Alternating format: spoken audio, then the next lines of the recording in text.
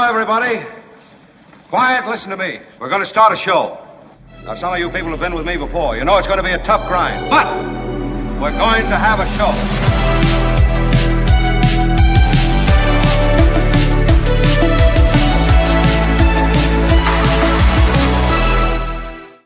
I am so indeed buoyed and warmed by the applause, which is clearly for my new credibility glasses, which if you've not seen the show the last couple of days, you're probably blown away by. I've gone with a very glasses forward look. For those who are just listening, this is sort of not a big deal probably to you listening, but when you are watching, people who are watching really have the benefit of enhanced credibility when the credibility glasses are, again, as glasses forward as they are. So who is having that conversation? Well, I'm buoyed by it, and I'm hope everybody took their medicine and everyboed ready to go. Menafin, commonly known as Tylenol. I'm on the ibuprofen today. My neck is killing me, Kim. It's horrible. I'm working through pain, is what I'm trying to say. I'm playing through pain, Kim. That's what I'm saying. Sorry. But Kim is here. Girl, you just woo. And she was very helpful pre-show. Tony is here as well. Thanks, Tony. And you are here, and that's everybody. In the second hour, David Cay Johnston, the Pulitzer Prize winner, joins us. Really looking forward to that. Got a lot to talk to you about. There's the rise of Nazism in the new administration is, I say the new, I mean, I guess they're, what are they, 8 months in now? Man, they pack a lot of living into 8 months. They've been waiting. And, you know, you just can't have enough Nazis in your orbit. I'm saying, you know, let's ratchet up the hate. I mean, you know, why not single out some ethnic groups beyond just the Latinos? Yeah. Really, let's go after a lot of other Americans. So that is the revelation that is coming to the public square. We'll share some details with you on that. We continue to blow away boats that we say are filled with drug runners. You know, the Venezuelans, the Colombians, Donald Trump, as noted by Sarah Kendzior, I think last week, sort of lives with a vision of the world in the 80s. And the idea somehow that these are narcotics traffickers coming from these nations in large enough numbers that they are affecting drugs on the ground in America. I mean, by the way, that's if you even accept the general idea that that's the reason we're blowing those boats out of the water. I don't think it is. I think this drug thing is really being used as a way to kick open the door to troops in the streets and military flexes around the world. So the Venezuela and the Colombian thing, I think, is just that. It's a military flex. Now, this is what happens when you play around. I mean, it's a little like playing around with a weapon, like a loaded weapon. It's going to go off. And I think that's a bit of what's happening now. So when Trump announces that there's going to be the real presence of CIA in Venezuela, I mean, first of all, why do you announce a covert operation in Venezuela? A covert operation of any kind. It's covert. I thought we just weren't supposed to say the letter CIA. Like, you just don't talk about it. I right? mean, certainly you don't announce something out of this. It's crazy. But this is it. I mean, he is, again, he's playing with the levers of power. And it really would be funny were it not so grimly serious. And we're not real people losing their lives. And this alongside, you know, what's happening in the U.S. economy, where he's also sort of playing with things like tariffs and handouts, $40 billion for the Argentinians. Meanwhile, American farmers are taking their own lives at rates we have never seen before. The undercutting of our own commerce, our own agricultural businesses, just in that one transaction that I mentioned, the propping up of Argentina undercuts American farmers. So we have some stuff on that today as well. And, of course, the thing that everybody was clamoring for, and this is what we voted for, a new look at the White House, everybody. Am I right? Yeah. That White House, you know, too much tradition and stodginess. It doesn't have enough pop. Let's get a little Las Vegas into the White House. Yeah. Gold it up, baby. This is the planned ballroom. Oh, chandeliers and gold leaf, kid. Yeah.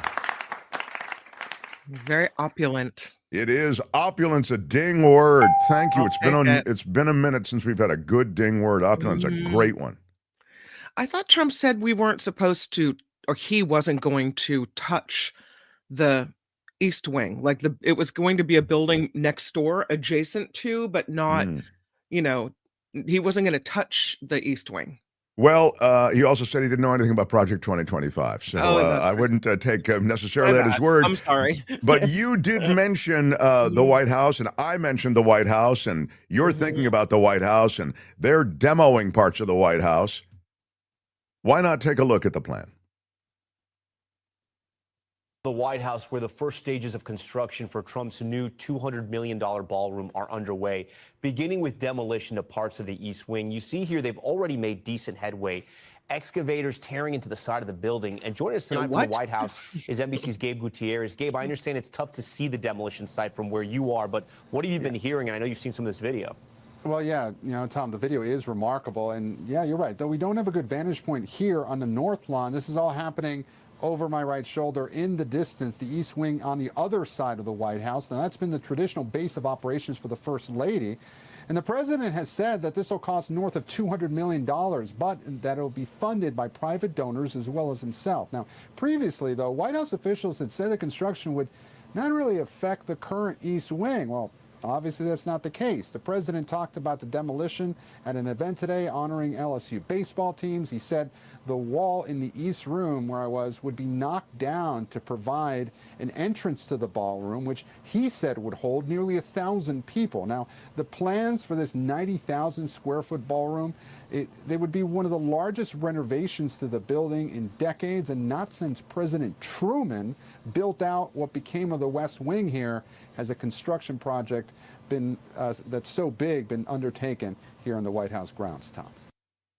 Yeah. Well, I can imagine. I mean, it's noteworthy, Kim. I mean, it's a pretty big deal, as you said. Look at that. Trump had promised that no part of the White House would actually be touched, and no part of the White House was touched. It was demolished. And so the demolition looks like they, really went after it hard. I don't know who actually got that contract, but I'm guessing it was no bid. And, right, it was given the, I mean, it was like everything else. I bid it out. I've known this guy forever. He's done casinos back in Atlantic City for me. He's done all my stuff at Mar-a-Lago. Believe me, I'm not making any money on this. That's a far cry from not touching the building. I mean, come on. Anybody who has done any remodeling, and this looks like a pretty heavy-handed remodel build-out, the demolition is the best part of it. It's when you feel as though, and contractors will tell you this, we have a few who watch the show, that's when you feel something's getting done. It's very exciting. And then what happens? The crew goes away. They don't show up for 3 weeks. So we'll have to see if Trump cracks the whip and keeps them on schedule. But the reality is, supposedly this is paid for by other people. And I will say this, I mean, in the private sector, that means, when I say other people, I mean other than taxpayers. But among those who are paying for it, and this is very much relevant, I mean, for all the smart-ass comments and all of the joking we can do about this, the powerful tech bros have a lot of money in this, as you're aware. I mean, some have pledged as much as $25 million Yeah. I'm talking about the Zuckerbergs of the world, the Google brothers, all of those bros who are down there with the David Saxes of the world. Mhm. These are people who, are mobbed up in the tech community, benefit enormously from the lack of regulation now in the world of crypto, having essentially a lot of financial regulations and regulatory instruments being removed from American life. And so, in a way, this is the perfect president. He's transactional, and the latest transaction is this ballroom. Great. Here's 25 mil. Knock yourself out, and thanks for the help. And that's this place where we find ourselves is really a reflection of an oligarchy that has been building for years, for decades, of course. We've always known that the wealthy in America have access to better health care, to better legal services, to a better lifestyle. They get more of the culture, but that is something we all aspire to. So, I'm not, in a way, dumping on wealth per se. I'd suggest the sad part in America is that the wealthy run everything. They own everything, meaning politicians. That has been made more acceptable and legal through the years, through major court cases. And, Citizens United, et cetera, from the Supreme Court. And now we're entering a new kind of gilded age. You've heard people talk about it. I'm not the first one to say it. But we've talked for years about the oligarchy and the kind of power that these plutocrats have, that these people who have all this money have over daily life. And they don't pay taxes on this immense wealth, on this system that has given them so much. That seems to me a reasonable ask. You've taken all of this from the system. Why not just pay a fair share back into the system? That's just the tax end. Then, of course, the gulf between those who work paycheck to paycheck, trying to build a life here in America, and those who, as I've mentioned, own the politicians and the instruments of power. That gulf now is so immense that it is a real problem, and it'll be a problem for this country moving forward. The White House is being remodeled into a hotel and casino, says Vilma. Well, No. Here's hoping you're right. I would, if you mention blackjack, it will be there. I'm all of a sudden, I'm interested. Wait a minute. You click the like button, Gordon. Thank you. Yeah, everybody, please smash the like button like a boss, if you would. Smashed it with your iron rod. We were going to put up a poll before I leave the demolition of the White House thing. And we were kind of scrambling to get that going. Most of my great ideas I come up with maybe seconds before we start. And then I blame Kim for not making them good. Everyone has that family member who always finds something to do right before you have to leave the house. We got to get going. The show has to start. But wait, I dumped it on Tony, first of all. I came up with most of it, but it was a little too long is what happened. So we had to trim some words, but it's time to start the show. So, this is the kind of stuff we're doing. But Tony saved the day, I think. So let's take Thanks, Tony. Yeah. This is in the live chat right now. What do you think of Trump tearing down part of White House East Wing for his new ballroom? A, ballroom is humble public servant. B, who needs history when you've got chandeliers? And C, the East Wing was looking too east. Yeah, so it's a good improvement. Again, this is another one of our meaningless polls, but this unnecessary poll will give us some sense of what you were thinking. Candace has it. Candace, former Marx Madness champion. So sad, not the People's House. No, it's mostly not the People's House, and there is no one really representing the people, even on a White House tour now. That is a house owned by the wealthiest, for the wealthiest, in a government designed to serve the wealthiest, and a government that will continue to serve the wealthiest almost exclusively. Jim Slayton, all these renovations, and he has Slightly over 3 years left. Slightly It's over funny. 3 years left. Yeah. I mean, good for him. Guy's got a vision, right? Let's get those, let me get those slot machines and that big ballroom in. I've got a wedding. I want to rent this place out for weddings in about 18 months. I heard Jon Stewart make a joke, or maybe he was serious when he said that you don't do big renovations like this if you're intending to leave the place. Wait, what? He has no intention of leaving. Mm-hmm. Now, I don't know what his health will be, but he has no intention. And I'll get into the midterms a bit with David Cay Johnston as well, but I would just tell you that the latest Supreme Court, we talked a bit about this with David Katz, actually more than a bit. The latest Supreme Court case related to the Voting Rights Act, that actually opens the door to even more districts for the GOP. So the kind of balancing that was mandated by the Voting Rights Act, where you can't draw around black districts and in a way leave an important segment of the voter population out. You have to include it in a fair way. And in so doing, there's a balancing of the numbers. The new Supreme Court, loaded as it is with GOP and conservatives who want to exclude that black vote for the reasons, I'll try to give it like keeping it away from it being a racist thing, but I think it is underpinned by racism. But the point is that they're just trying to retain power. So they just want GOP to maintain control and win elections. And the way you do that is you take certain sectors of the population and you essentially draw the district so that they have no real power as voters. They have no real voice as voters. And in so doing, you can marginalize the Democrat or Democratic influence state to state. And that is what's happening. So I guess what I'm trying to say is that when we look at him leaving, or it's all going to change at the midterms, you always hear midterms, watch what's happening with the midterm numbers. What's happening in California is a balancing act to what had happened in Texas, where there are 5 additional seats that are broken loose.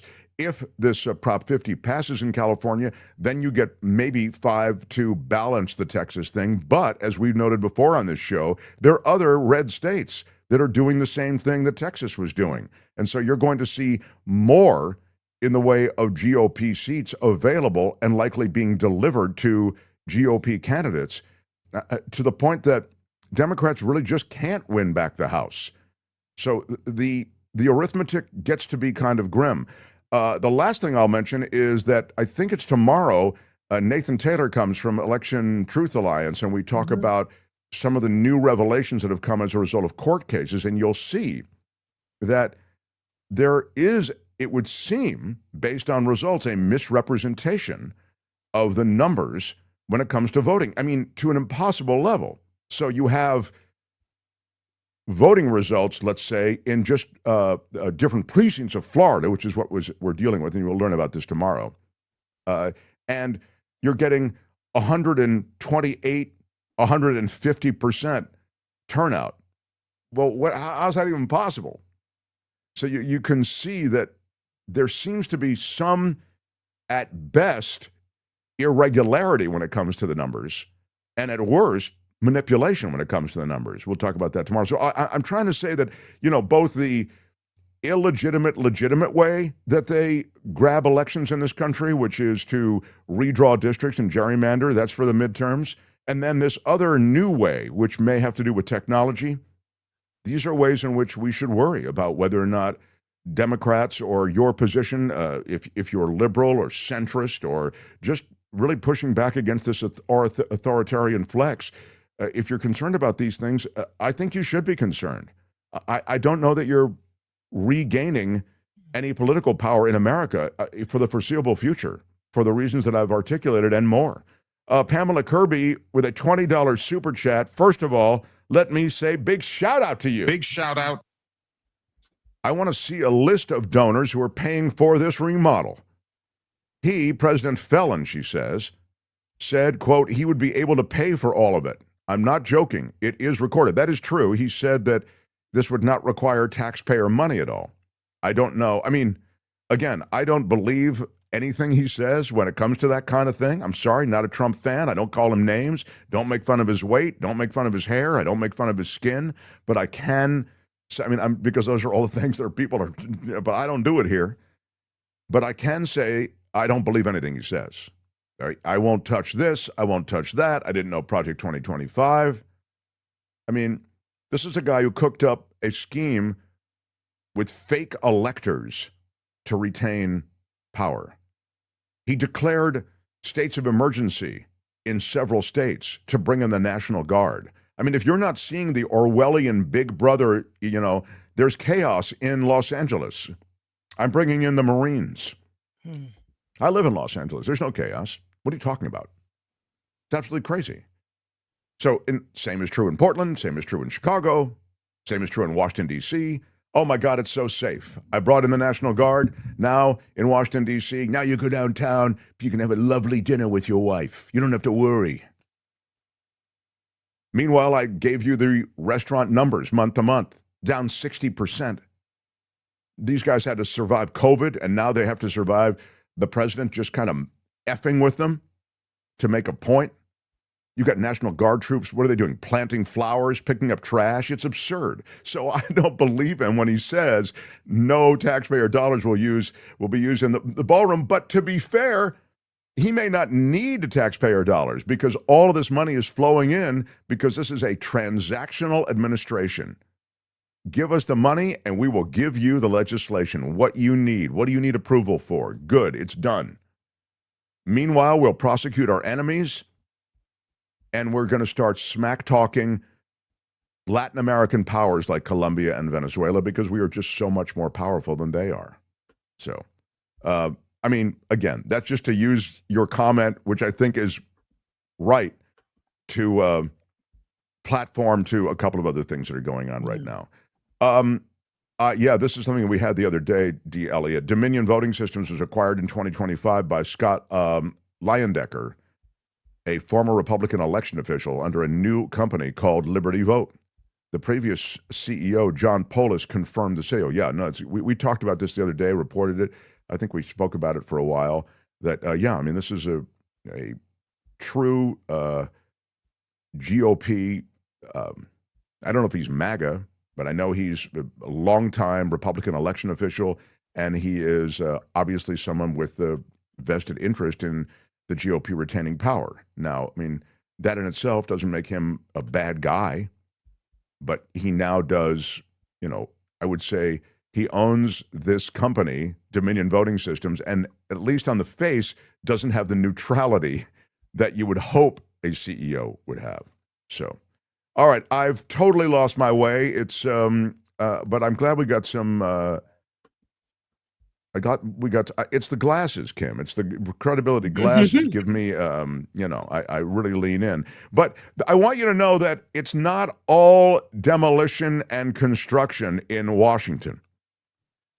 The administration also is saving some time to fire some more employees, everyone. Yeah. Oh, yeah. You want to get rid of those federal employees. These are employees who work for the National Park Service. I thought we were already bare bones. Can we afford to lose any more of them? Now we're going to get rid of the bones. Oh, great.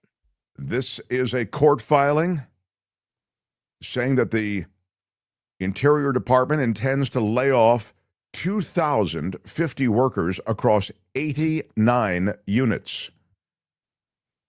The chief human capital officer said that the layoffs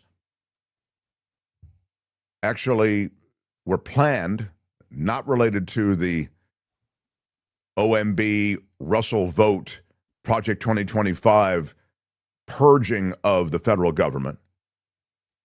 But the plan is they will lay off more than 470 people from the Bureau of Land Management, more than 140 from the Fish and Wildlife Service, also letting 270 employees go at the National Park Service, and more than 180 from parks in the Southeast, Northeast, and the Pacific West region. During this shutdown, most of the parks have been open, limited staffing, as Kim says, bare bones staffing. But now it's being reported that ranger-led programs and most non-essential maintenance at Yosemite, for example, all of that is paused. So this is part of a plan. And the plan is to get rid of many who work for the federal government. I'm sure they'd like to privatize all of that. That's the real long game, is to privatize all of these aspects of government that have really been publicly funded. So they can get away with secret construction projects and oil drilling, et cetera, says Tammy. Yeah, maybe that's part of the plan as well. I don't know. There was a bizarre development and follow-up with a pardoned J6er. A Capitol rioter was arrested last weekend for allegedly threatening to kill House Minority Leader Hakeem Jeffries. Apparently, this guy, do we have his name? Was it Moynihan, I thought his name was? I thought only the Democrats were violent. What happened? Yeah, I don't know about that. Oh. Yeah, apparently the angry J6ers, it's not going to be, there's not going to be another J6 riot for a long time. Yeah. They're looking for something to do. Christopher Moynihan, that's it, yeah. Arrested after saying in text messages that he planned to eliminate Jeffries when the top House Democrat speaks at an event in New York. He was arraigned, entered a plea of not guilty. What he said was, Hakeem Jeffries makes a speech in a few days in New York City. I cannot allow this terrorist to live. And what's interesting about that is that word terrorist is what MAGA Republicans in the administration have been calling Democrats. Even Karoline Leavitt stood up and said Democrats are terrorists. And so you whip up that kind of anger and that kind of falsehood, and here's what happens. I think that's exactly right. I do believe that a lot of the name calling that Karoline Leavitt does, that others do, you've heard it really now. It's kind of a go-to rhetorical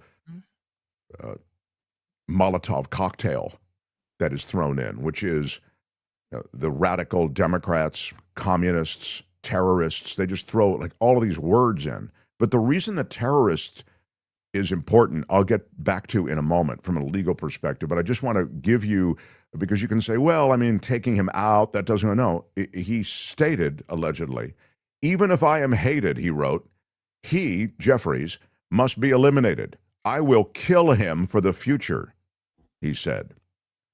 So he has a felony charge of making a terroristic threat. That part makes sense. But here is the way in which, if you, and this is an extremely important thing to keep in mind moving forward, I think. The use of the word terrorism is more than just a rhetorical move to get you to hate these people, Democrats, I don't know, the No Kings rally people, whatever it is. Because terrorism falls into, from a legal perspective in America, another category of punishment, of prosecution, of parole. This is an extremely loaded word from the standpoint of the law. And so when you are labeled a terrorist officially, and again, this was a guy who was plotting the assassination of a public figure. And so his using of the word terrorist doesn't have anything to do with the law. But when Karoline Leavitt uses the word terrorist, which they have, and Stephen Miller uses the word terrorist, which he has, you end up in a different place. The labeling of opposition parties and the labeling of opposition speech as terroristic, the labeling of opposition leaders and even participants as terrorists lands them in a different legal category, and it's an extremely intense, brutal, severe category. Mm-hmm. So when you see animal rights activists chain themselves to, I don't know, a pork farm or a up in Petaluma, I know there was one who where they chicken, made chicken ranch. It was a duck ranch, I think, or chicken ranch. Yeah, it was a duck facility. It was duck where they force the foie gras, they force it and feed the ducks, etc. So these animal rights activists chained themselves there, and the animal rights activists, because I read in on this pretty heavily, they said, we tried peaceful protests. We were walking outside, we were holding signs on the public space. And then finally, we went in and we took this radical step, and it's admittedly a radical step. We admit that it's a radical step, and we admit that we should be arrested. But we shouldn't be prosecuted as terrorists, which is exactly the way they were prosecuted. Yeah. So when you're arrested as a terrorist and prosecuted as a terrorist, you could do so much time that you will never see the light of day again from prison until you are an old person. It's a terrifically chilling effect that it has on these kinds of demonstrations. So I worry very much about the use of the word terrorist as we move forward, because I think a lot of these words are being used by people in a lot of power, like Stephen Miller. So I did mention the Mark Thompson Show. I did mention the No Kings rally, and we got a little sort of late email. Most people sent in the email right away, Kim. I kind of like late email because it reminds me that's kind of what I would do. Send it like, I hope this isn't too late. But yeah, I'm not always on time either. So we did. I've received a lot of positive letters. We got some stuff. Kim, what did we get? We got some pictures, didn't we? Yeah. Who's this? I don't know. Okay. This is from Brian. Oh, Brian. Yeah, Brian. Tony will tell us because he's looking at the message. Yeah. Thank you, Tony. I appreciate that. So that is from Brian. Thanks, Tony. And that picture, can you make it any bigger or not? I'm working on it. Okay. Oh, cute. KGO yeah, in that's exile. a really great picture. KGO in exile shirt. And I like the peaceful. Nice. Peacefully resist. I like the, what is that color, Kim, that she is wearing? I'd call that a mauve rose. Mauve rose. I'm wearing the peacefully resist mug right now. I'm wearing it in my hand. Nice. Yeah. That's really cool. Who are those people, Tony? Well, that was Andrea. Andrea. I love it. And this is from Bonnie. These are big blow-up figures. These are two babies being, I believe you said it was her. Yeah, so there you go. This is from Debbie. Debbie with a sign that she liked that said, Soros didn't pay me. Yeah. And that's another one from Debbie. Dude, not even my mom is paying me to be here. Because they're saying, they're paid protesters, right? I don't know who's funding 7 to 10 million people across the United States. Come on. That is really great. Thank you guys very, very much. And I wanted to that's the Alzheimer's walk, right? No, that's the Alzheimer's walk. Yeah. That's all from Cindy. That's a great thing they do annually, and who can't support that? That's great. Then back to the King's protest, and who is this, Tony? This is Craig. Craig is wearing one of my favorite shirts. Looks good. With the earth in the center with the lettering around it, and that is the "Born to Peacefully Resist" shirt. We are all immigrants. USA rejecting kings since 1776. Yeah. I am. With another one. You got another one? No, careful with the 8647. What? Oh, yeah. That I'm not a fan of that. But I understand what it means. I guess they've now twisted it. I mean, it's just it just means throw them out. Yeah, that word has a meaning. Got to be careful. Yeah, I guess throw it out. This is from Craig as well.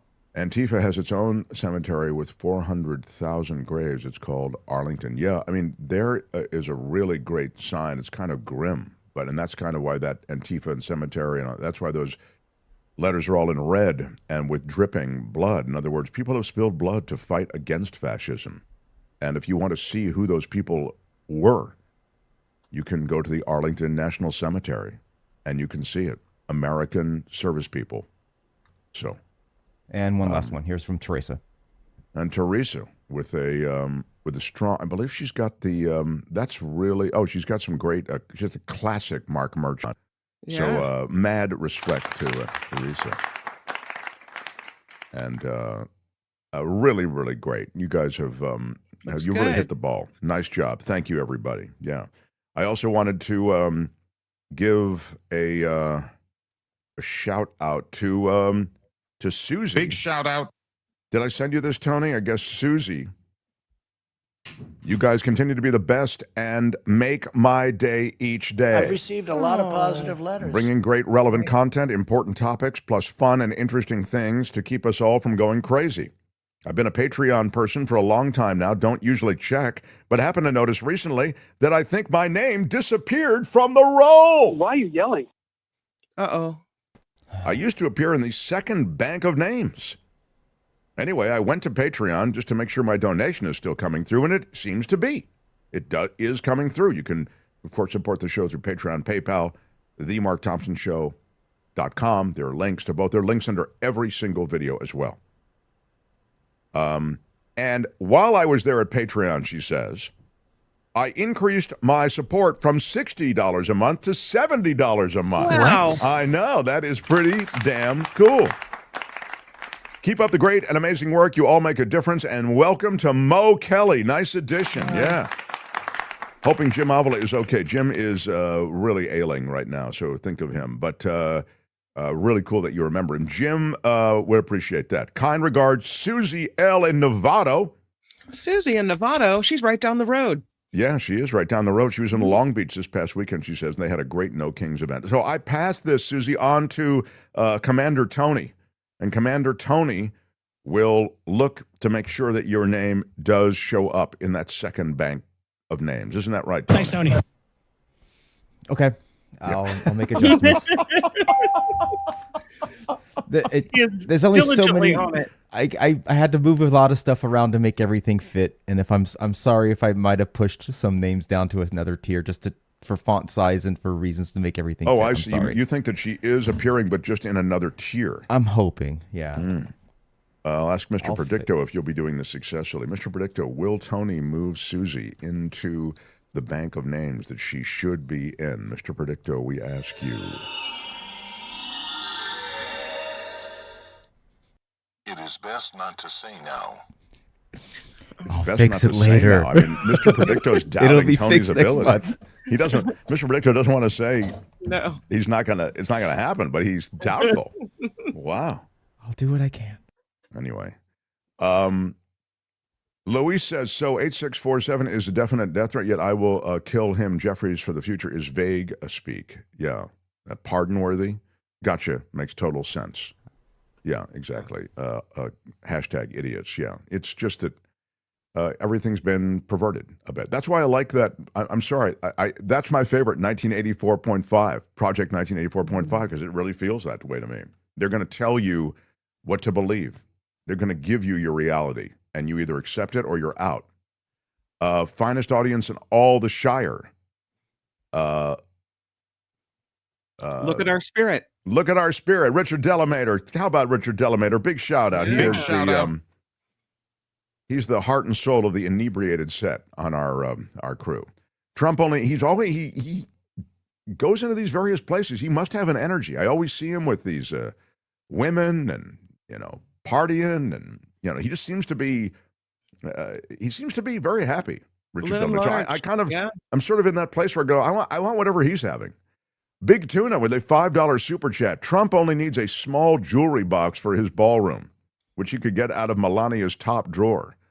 Proof is in small hands. Yeah. What are you compensating for? Why such a big ballroom? I'm just saying. Who is having that conversation? I'm just saying. It seems like a pretty big ballroom for maybe more than you need. So I don't know. The Mark Thompson Show. Thank you for being here. Do me a favor. Do us all a favor. Do yourself a favor. You'll feel better if you, and it costs you nothing, smash the like button. Hit the thumbs up, which helps us in the world of YouTube. Smash it with your iron rod. Yeah, do it with your iron rod, baby. Lay it in there. And if you haven't subscribed to the show, please do. And you don't have to watch every day. You can come by occasionally. But do subscribe. It's free also. And make sure that your subscription is current. That is to say that because YouTube does kind of call and roll people occasionally, so you want to make sure that the subscription is current and hit the notification bell. At least you'll know when we're on. You don't have to watch, but we're out here for you. I am going to give you a little taste of the president. He was with a world leader, and some more information around what is going on in the Oval. All of that in this edition of Chunk of Trump. Open wide. Ready? Here comes your chunk of Trump. It's my favorite food. With your first bite, here's Mark Thompson. I have a feeling it's going to be beautiful. Apparently, Donald Trump, I think it was happening right as we were on the air yesterday, had diplomats into the White House. He had the Australian ambassador, Kevin Rudd, at the White House cabinet room table. And I guess it didn't go well, Kim. That's what I'm learning. Yeah, no, maybe not so professional there from Trump. You don't get into spats with the ambassadors from other countries. Isn't that all about diplomacy and easing tensions and having good relations with each other? That didn't happen you'd here. think. I mean, that's sort of the idea behind diplomacy. But Trump likes he likes to shake up the snow globe. No. I don't play by those rules. Oh, I thought we had the video. Yeah, no. Don't we have the video of that? Here it is. I think it's certainly in Australia that it's taken 9 months to get this meeting. Have you had any concerns with this administration, with its stance on Palestine, climate change, or even things the ambassador said about you in the past, the Australian ambassador? I don't know anything about him. I mean, if he said bad, then maybe he'll like to apologize. I really don't know. Did an ambassador say something bad about him? Don't tell me. I don't. Where is he? Is he still working for you? Yeah. You said bad? Before I took this position, Mr. President. I don't like you either. I don't, and I probably never will. Yeah, he's not ready to laugh Okay, at all. I guess they're bad relations with Australia then, right? Yikes. Well, I mean, the reality is that Trump does take that. He cares very much what people say about him, to the point that he's ready to prosecute them and go after them in every way imaginable. But the easiest way is just to smear them in the moment. I mean, that was, he was heard apologizing apparently to the president. And he actually had called Trump a village idiot prior to this. So, and what's interesting, Tony, I wanted to wait for David Cay Johnston on that RFK Jr. thing, but just because of the village idiot comment made by Rudd, who is the Australian ambassador, I'm wondering if we can't run it now. This is RFK Jr. in what I want to say about 9 years ago, talking about Donald Trump. Here's a bit of RFK Jr. You write so beautifully, and your stuff is so fun to read. But you write about Trump. Quote, the way that you build a truly vicious nationalist movement is to wed a relatively small core of belligerent idiots to a much larger group of opportunists and spineless fellow travelers whose primary function is to turn a blind eye to things. We may not have that many outright Nazis in America, but we have plenty of cowards and bootlickers, and once those fleshy dominoes start tumbling into the Trump camp, the game is up. Yeah, so, RFK Jr. didn't say that. He liked that and then liked it enough to read it back to the author to say, yeah, I really just like what you said. So I think it's interesting then, at minimum, I mean, it's remarkable that somebody like that does an about face and is himself such a bootlicker. But there it is. Becomes one of the dominoes that he was so concerned about falling. Yeah, exactly. Colombia. They've recalled their U.S. ambassador because of the strikes on alleged drug boats.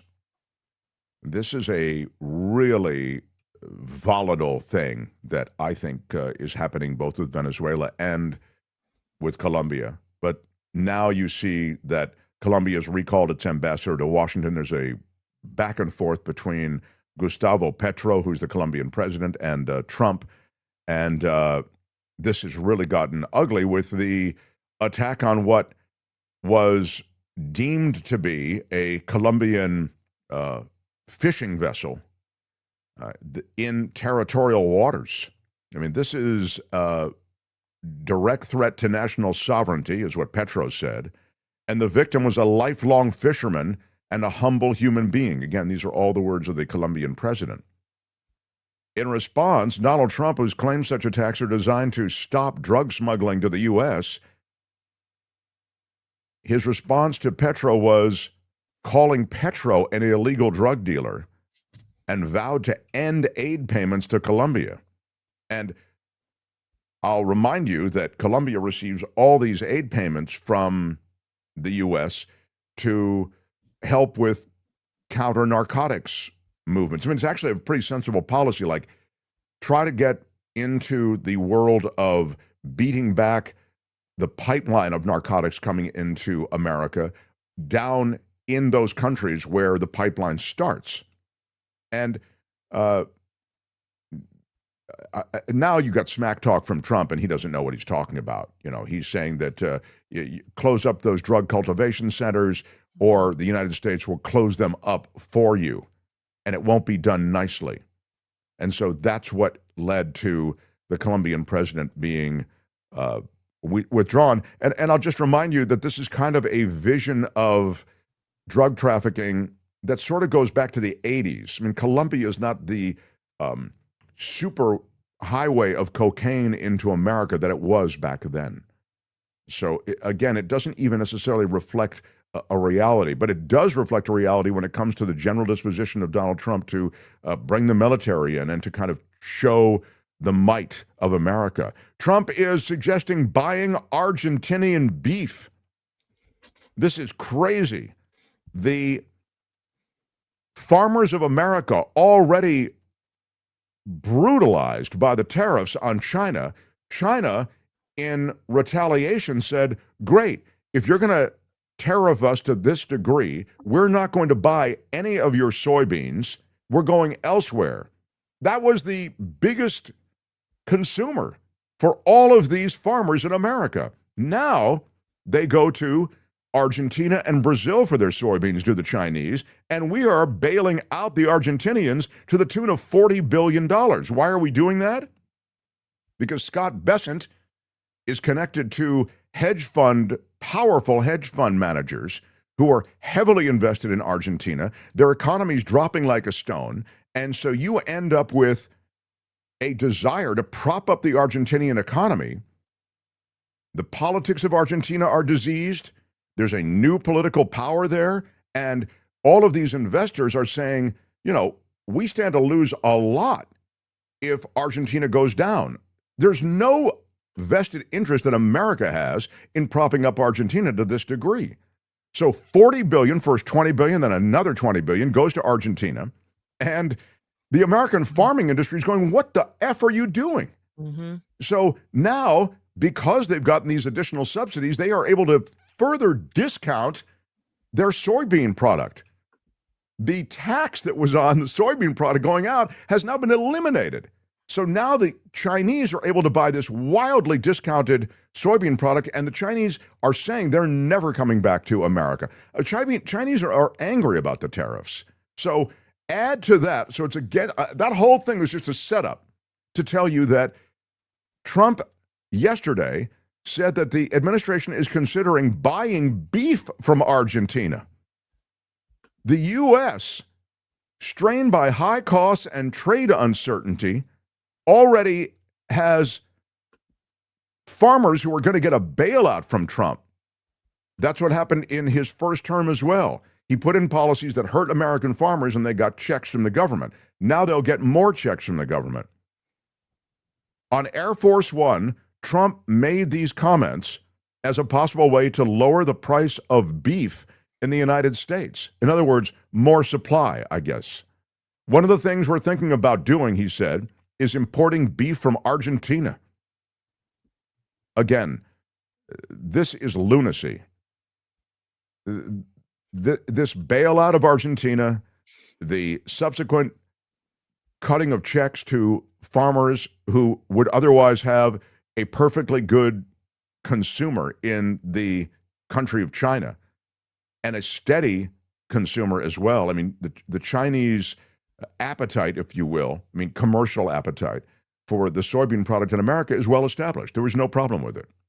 This isn't like sort of a new deal. But now the entire soybean cart has been turned upside down.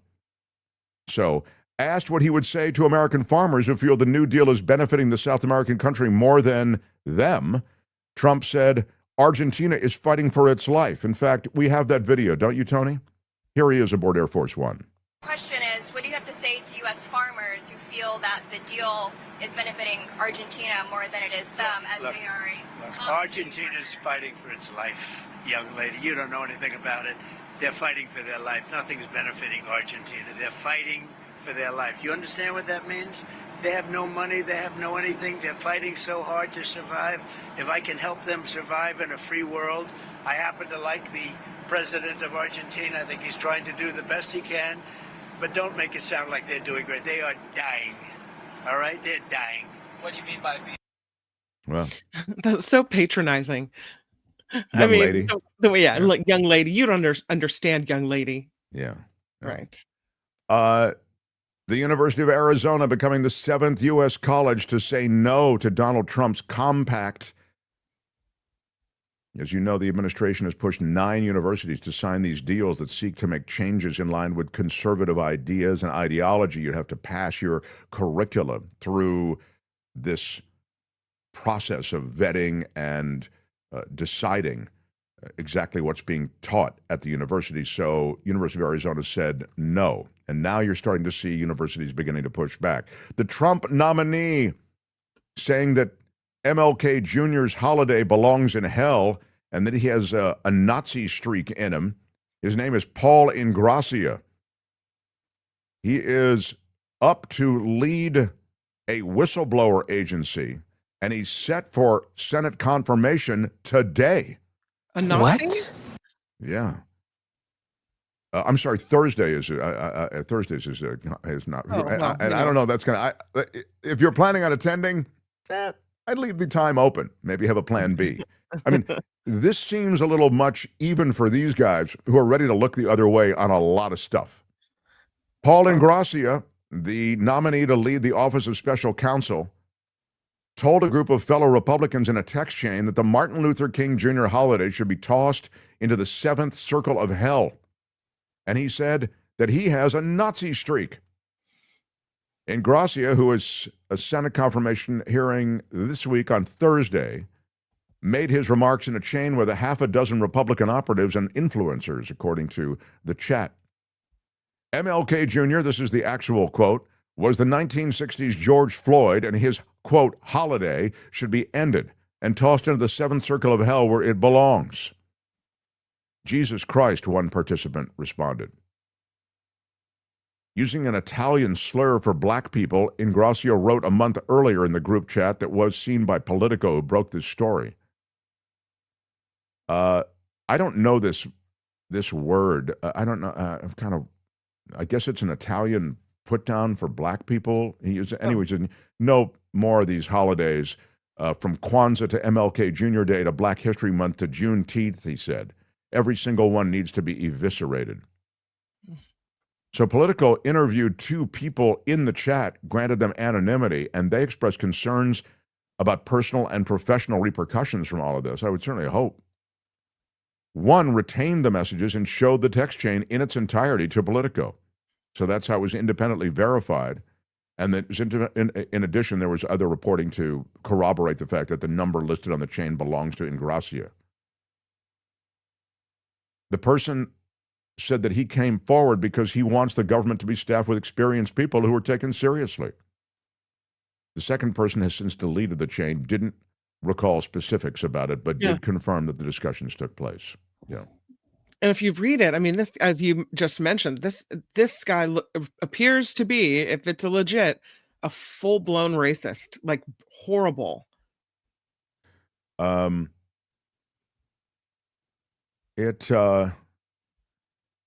mean, there's pushback They're trying to play this off as it was satire, it was humor, not, it's exactly what they did with the young Republicans. Remember when J.D. Vance came forward and said, I don't want to be held responsible for stuff I said when I was 13, 15 years old. Only the young Republicans were 20s and 30s. They're not 11-year-olds exchanging texts. No? Yeah. I mean, that was but I found that response, which again was completely absurdist given the age of those involved in that conversation, that didn't get taken down. In other words, he didn't get the pushback that I would have thought he would have gotten. I mean, we gave it to it on this show, and I'm sure there were other shows that did similarly, but I'm just astounded that he was able to get away with that. I mean, those weren't kids saying all those awful things in that young Republicans club. And as I mentioned, it's particularly concerning because that is the next generation of Republicans. And to see that kind of that racism, homophobia, xenophobia, all of it on full display, it's really something of concern. That's your chunk of Trump. That's it for this edition. Well, I really enjoyed it. But make sure to join us again next time. I think you might want to listen. There's nothing wrong with listening. For another chunk of Trump. The Mark Thompson Show. Thank you for being here. We've got a lot to get to still. Very excited to talk to this man on Tuesdays, and there is so much to speak with David Cay Johnston about. And I will just, again, recommend, I'm pausing because I'm thinking it's a similar recommendation I made when talking about Sarah Kendzior, who joined us in a couple of days this week. When you see David Cay Johnston's work, you see the predictive nature of it all. He lays bare the corruption of the Trump administration and, more to the point, how now you see on full display the power of the oligarchy, the power of the wealthiest Americans and the wealthiest international forces. And so with the government now well in control of these people, the courts well in control of these people, you can see how Johnston's predictions and his descriptions of the instruments for these people to take power all now have come together in contemporary America. So he is the Pulitzer Prize winner, best-selling author, co-founder of DCReport.org. He is a professor at RIT, the great David Cay Johnston. Can you hear us okay, sir? No, you don't. David's not hearing us, Tony. Why is that? Can you hear us? No? No? Can't hear you, Mark. He cannot hear us. Now, Tony, can you get with David and try to clean that up? Okay. Yeah, I'll put him backstage. Yeah. We'll put you backstage, and whatever the backstage whatever the sign is for backstage, we'll see if we can if there's some way David can be heard. I must be a I don't know.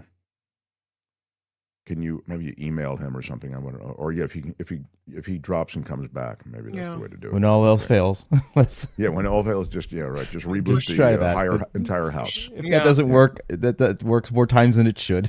Yeah. While we wait for him, he comes back already, I think. Okay. Yeah. Hi there. Better? Hi. Yes, now I can hear you. All right, good. David, great to see you always. And I want to start first with the No Kings protests, and then I want to get into some other things, not the least of which is these extrajudicial killings that are going on and the way we're sort of spoiling for war with Venezuela and maybe Colombia too.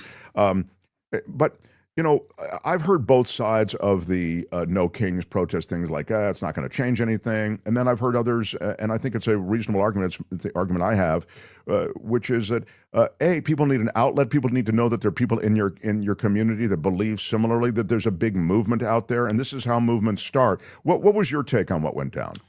Well, there's some mixed things here.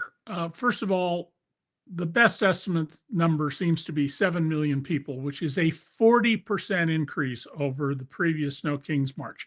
That's a tremendous accomplishment. and not a single arrest reported in any one of the roughly 2,700 locations. Contrast that with the violence that we saw by Donald Trump's minions, not just on January 6th, but on numerous other occasions, including the Charlottesville violence during his first term. And I also think that the inflatable animals add an element to this of exactly letting people get out some of their frustration and to mock Donald, who has no ability whatsoever to laugh at himself. On the other hand, based on the research by authoritarian scholars, we need 12 million people to move the needle at all and 15 to 20 million to really make a difference.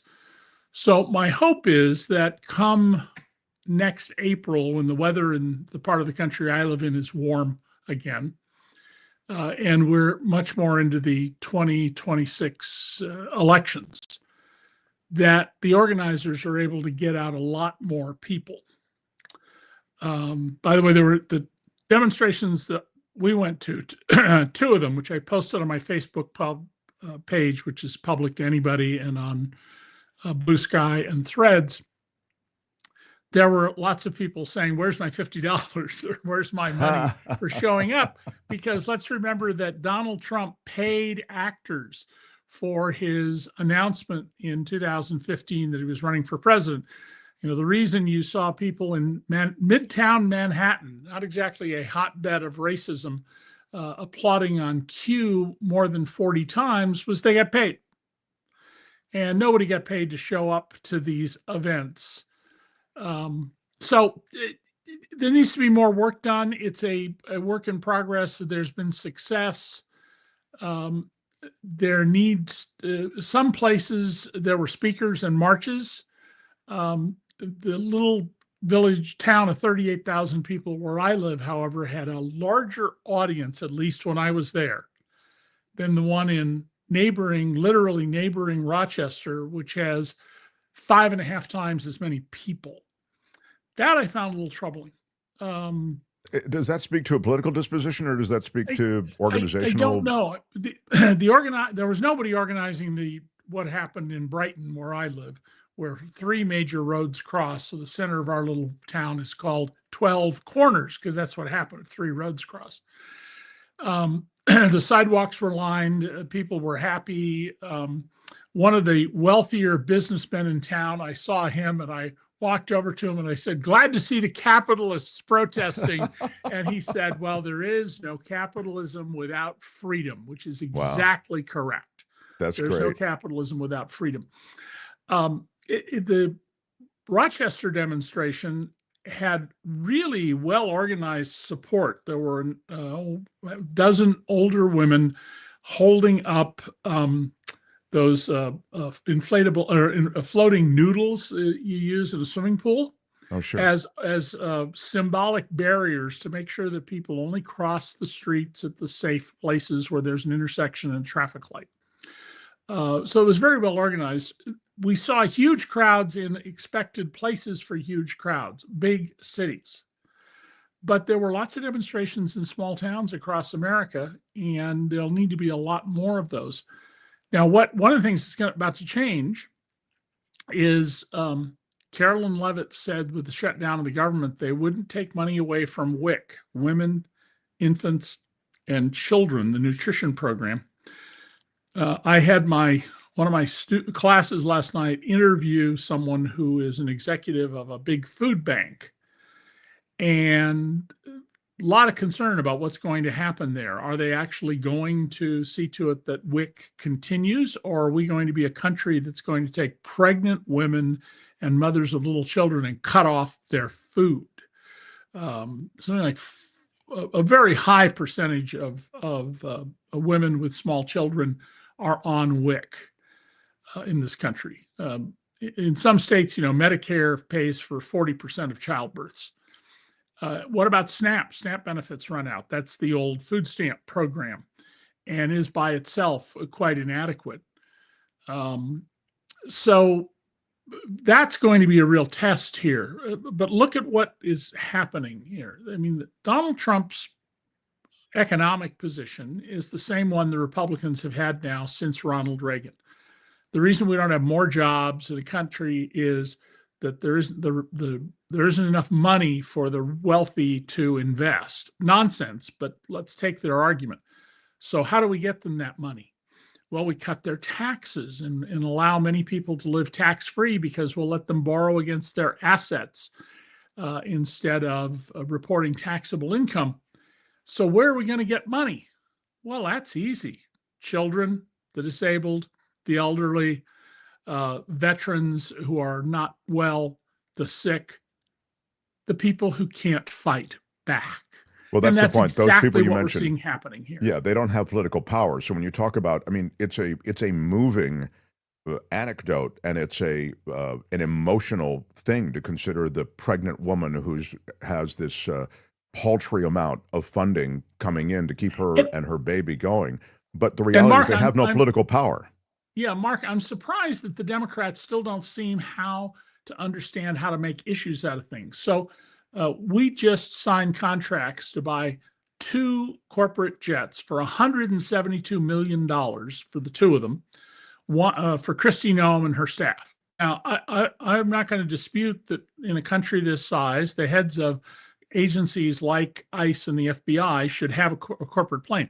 Frankly, I don't want the FBI director on a commercial airliner that I'm on in case some idiot decides to blow it up or some foreign country. But really, that's our priority. We have to get a new plane for Kristi Noem at a cost of $86 million. Yeah, 2 of them. And, you know, there are lots of used corporate jets around. How about we give some thought to that? I mean, even Trump took a used jet from the Qataris. I mean, it wasn't a new one. Yes. You know? And we're tearing into the side of the East Wing of the White House to build this unbelievably gaudy 90,000 square foot, you know, drenched in faux gold ballroom. You know, the Democrats should be all over these things, and they just don't know how to message. It's really quite shocking. You know, I've been watching Chuck Schumer, whom I know, and Hakeem Jeffries, whom I don't, on TV, and they talk like, well, we have this 47-point plan, and if you'll study footnote 14 on page 11, you know, hey, wake up. Look at what Donald did over the weekend with this disgusting AI video where I had my whole introduction to journalism class say, all right, you're the producers, the editors in charge of what's going to go on the network news tonight. Do we put this on? Do we not? What part of it do we play? What words do we use? How do you deal with this? How do you give context to it? Do you just ignore it? And the only thing I intervened and was very firm about is I said, you have to start with a still image of the side of the AI generated jet fighter that says King Trump, followed by the image of him wearing a crown. If you think Donald Trump isn't see himself as our dictator, he's telling you that. You don't need anything else. This is not something you joke about. This is telling you who he is and how he thinks. Yeah, my word is not to be challenged. It really is. Everything about his various flexes suggests that he has his notion that he is in charge. I mean, and king. You want to call me a king? Fine, I'm a king. We're gonna kick some ass worldwide, and that brings us to the Venezuela Colombian situation where we're blowing boats out of the water. I mean, it looks like at least in 2 instances, and I would be surprised if in every instance, because I don't believe anything these guys say. They're so anxious to kind of use this is kind of they fetishize the military and the use of the military in a way that's really disturbing. And so I wouldn't be surprised if they were all fishing boats, but we know 2 of them, it would seem, were fishing boats. And I'm wondering why there isn't more pushback. There's a little now in Congress, but this is a real derailing of the general way in which these things would be pursued. The semi-submersible is almost certainly a drug boat. And apparently it was on its way not to the U.S., but to Europe. But let's be very clear. There is no law that gives the President of the United States the authority to summarily execute people who are on a boat, even if you're convinced it's full of weapons that are on their way to the United States and are, by the way, days away. Given right, it's a long way. Things. Yeah. Right. We know a lot about the boats that have been interdicted for decades in the Caribbean. They usually have a crew of 3. They have big motors and big fuel tanks, and they're able to go very fast. So when you have 11 or 14 people on a boat, yeah, probably fishermen or something else going on. I'm surprised how little news coverage there's been from Venezuela. I mean, go to the villages, the little fishing villages where these poor people who go out and fish in the middle of the night and are afraid to now because of the drones that they hear overhead. But by now, at least a half a dozen retired military officers who were lawyers, judge advocate generals, have said there's a simple, plain word to describe what Trump is doing: murder. We have a power-mad president. And Donald Trump has had fantasies of murder for years. In 1989, when 5 young men, or teenagers, were arrested for the Wilding incident where the woman was beaten and raped in Central Park, Donald Trump bought full-page ads in 5 newspapers. He had to actually pay for these ads, unlike all the people he stiffs, calling for the summary execution of these young men. Years later, it was established that they were 100% innocent. The actual perpetrator was caught. The DNA evidence showed he was caught. He bragged about how he'd gotten away with it. And what did Trump say when a reporter raised the question? They should be executed anyway. This man has murder in his heart. And if you think that he won't commit murders here in the United States to advance what he wants to do, you need to go read up on how authoritarian regimes work. And if you think he's your friend, no, all authoritarians turn on their friends because they need to instill fear in them and discipline them to behave. And if you want to understand this with a dark comic relief, get the film The Death of Stalin with Steve Buscemi as Khrushchev and Jason Isaacs as the great General Zhukov, and watch it, and it'll show you, because everybody knows that the head of the secret police, Beria, once Stalin dies, is going to kill them if they don't act. It is. But he's telling us what he's doing. He's telling us what he's doing, Mark, and people need to stop saying, "Oh no, he's just teasing the libtards. He's just owning the libs." Nonsense. Absolute nonsense.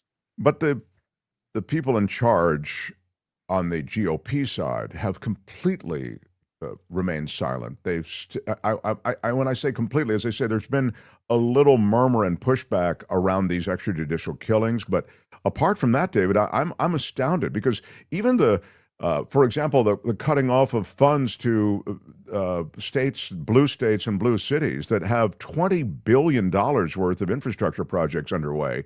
I mean, that's an extraordinary thing, and that money has been appropriated already. And for the president to just decide, hey, I'm cutting it off, I mean, this is something that should be answered in some strong way.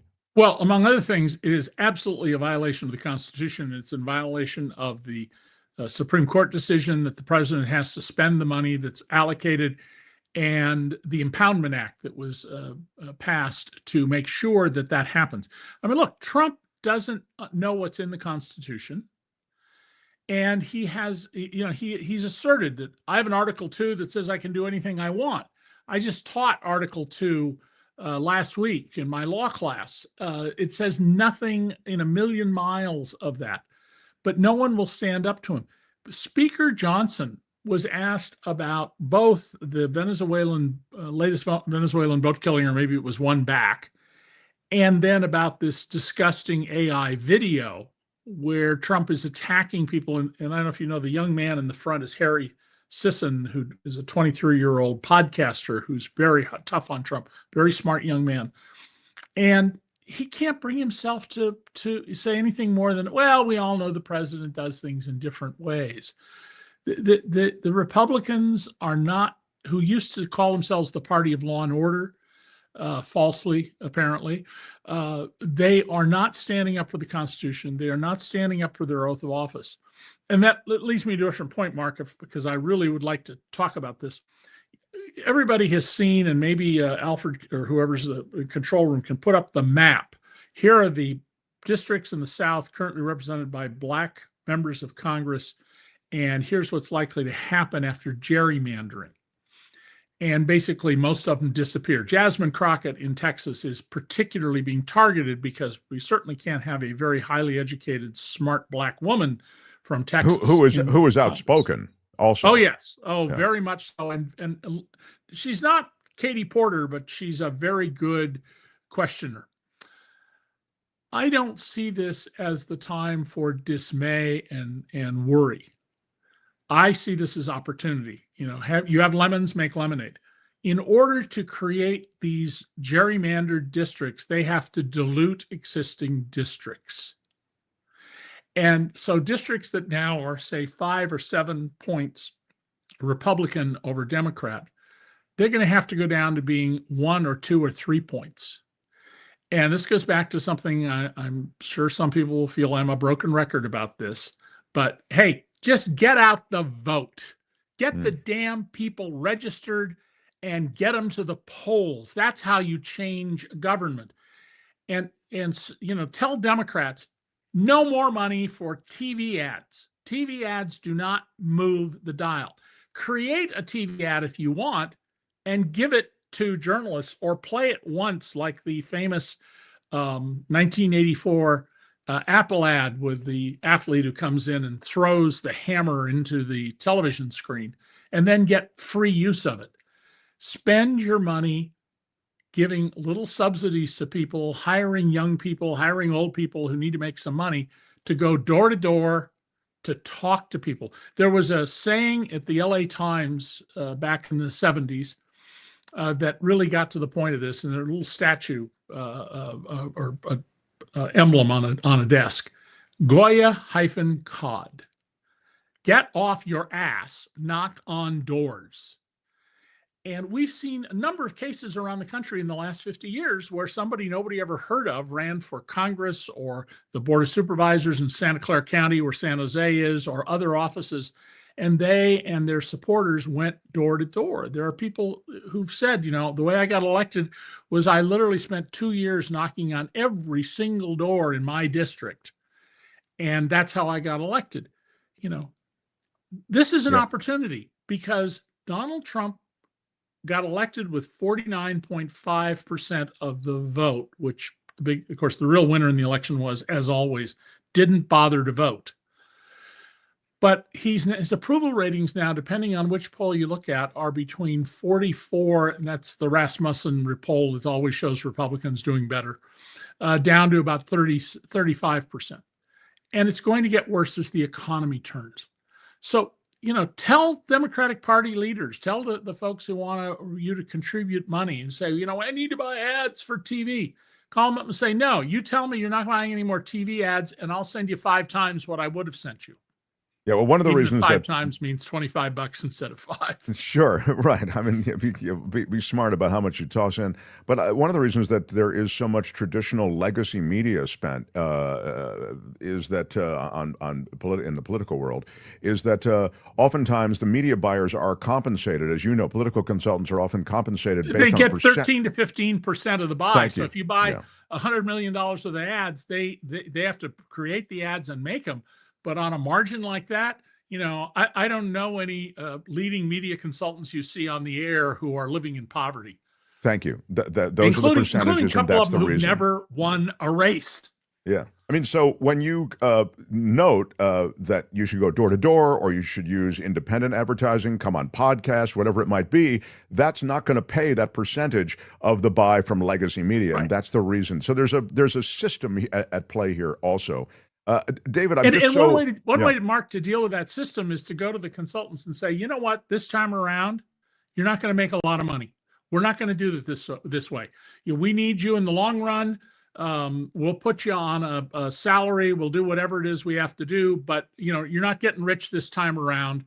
And you're going to sacrifice just like everybody else has to sacrifice for the good of this country, and shame them. I mean, if other podcasters listen to your show or watch it, I hope when they get consultants on, they raise this issue. Isn't it time for you to sacrifice and say, yeah, I'm just going to make enough to get by? It's time to reimagine your deal with them. I mean, it's an old deal. It reflects, I should say, this old school thinking on where media buys would be. It has to be reimagined anyway. So, and the political research shows it moves 0.3% of the vote. That's just not enough to be worth the coin. ROI, yeah. Yeah, the ROI is you keep losing. And how about Texas? Texas has 4.5 million registered Republicans and 6 million registered Democrats, more than 6 million. Why did they keep losing? Why are Republicans firmly ensconced in the top of the state? There's something deeply, deeply wrong in the Democratic Party in Texas, or people are registering for some reason in a party that they don't support. Well, we all know that if Democrats and Republicans all turn out and vote, Democrats win overwhelmingly. Yes, I mean, absolutely. this country, the values and general philosophies or perspectives, if you want to call it, that the Democratic voters have, they reflect America more than the GOP. GOP would lose, so they have to work on disenfranchising, on making it harder, on the gerrymanders, and so that's where we are.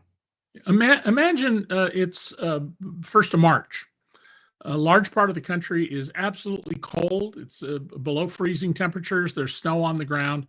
And you have a number of people, shut-ins, disabled people, pregnant mothers, mothers with small children who don't have food or heat. And the Japanese do what they did in 1971, when Boeing was in terrible shape and they fired all sorts of workers, and Japanese ran charity drives to send food to Seattle and Renton and Everett. I'm concerned that if that were happening, the Democrats wouldn't know how to exploit that to say, this is cruel, this is indefensible, and here's Donald Trump's gilded plane, his gilded White House, his 90,000 square foot ballroom so he can have 999 people in it. You ought to be able to have more people, by the way, than that in the 90,000 square foot ballroom. And you're exactly right. There's a desperate need to reimagine how to do this, but we're not an indecent people. We're not an indecent species. There are people who are indecent. There are plenty of Tom Homans and Stephen Millers, the worst of them all, and Kristi Noems and Donald Trumps, J.D. Vances to some degree.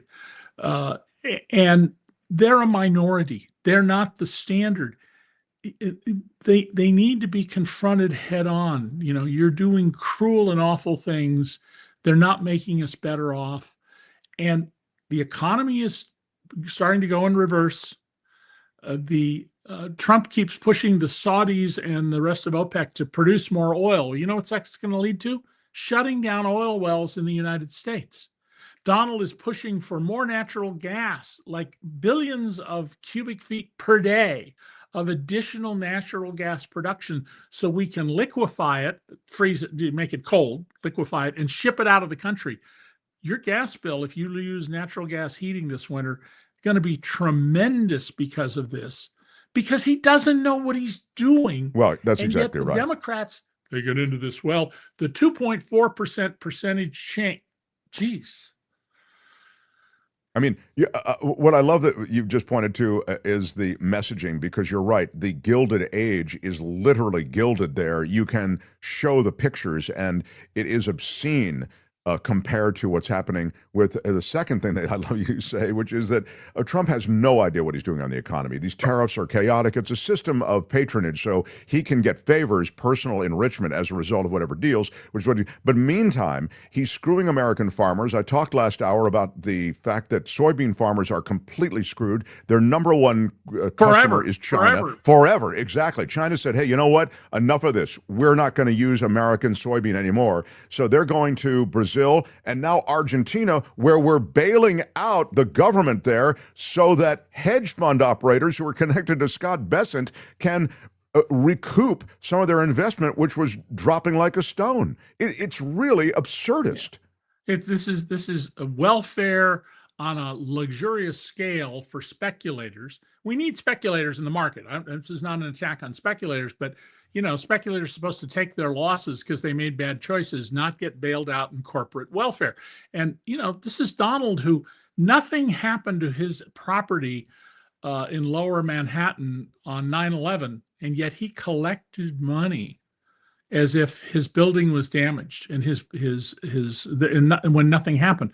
So we have in the White House an incompetent, immoral, uneducated, poorly educated person who is motivated not by the public good, not by his fulfilling his oath of office, but by whatever stirs his feelings at the moment.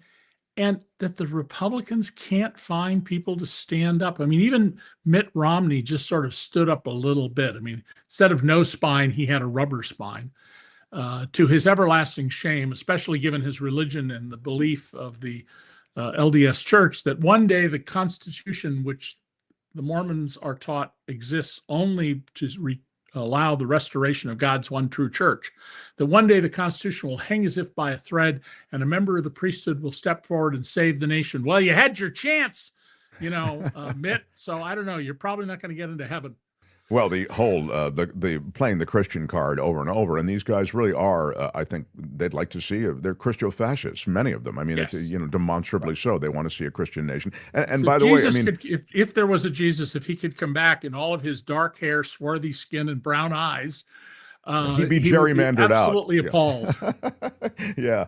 Last real quick last question. I want to ask you about Portland and about these cities that really are on the verge of being occupied by a lot of these military forces. And I say that because of the court upholding Trump's ability to send troops to these various cities. In the case of Portland is what the court has argued, but I'm saying it's kicking the door open to other cities as well. Well, it's a Trump-appointed judge handling the Portland case and has pointed out that there's no factual basis for what's going on. I mean, we should afford the executive the belief that he's acting in good faith unless it's eminently clear he is not. And Trump apparently is confused by these images on Fox where they keep mixing up today and 5 years ago.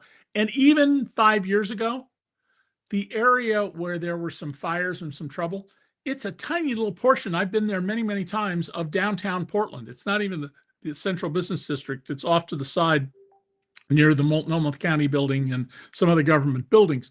I calculated that the areas that were in Los Angeles, supposedly the center of violent protests, the violence seemed to be coming from the government.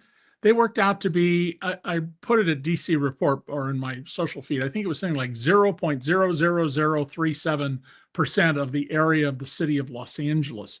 They don't care about those things. They care about confusing people and making claims that they believe will resonate with a portion of Americans. Mark, you got a second? One last little thing. James Comey's lawyer has said we're going to go to court and ask to have the indictment thrown out for vindictive prosecution. That's a solid grounds to do it. If you can prove it, it almost never works. It's like the insanity defense. It doesn't work. I hope the judge doesn't grant that motion. Why? Because I want the judge to say, there's a colorable argument here, but I'm not persuaded, so I'm going to grant you, Mr. Comey, and your lawyers subpoena power. And you can subpoena everybody up the chain of command to Donald Trump. And the Supreme Court in the Bill Clinton era said presidents of the United States are not immune from civil litigation. And let's get Lindsay Halligan, the lawyers in the Justice Department who refused to bring this case, the one who was fired. Let's get the secretaries, if we have to, who handle the messages, put them under oath and build a case that this is, without a doubt, vindictive prosecution, and then throw the case out. But then it would be thrown out because it would be such a mess and they wouldn't want that stink on them. You're absolutely right. Oh, wow. They'd probably try to withdraw the prosecution. And at that point, the judges have some authority here. The judge can say, no, you started this. We're sticking with this till the end. I'm not letting you slip away by withdrawing the prosecution.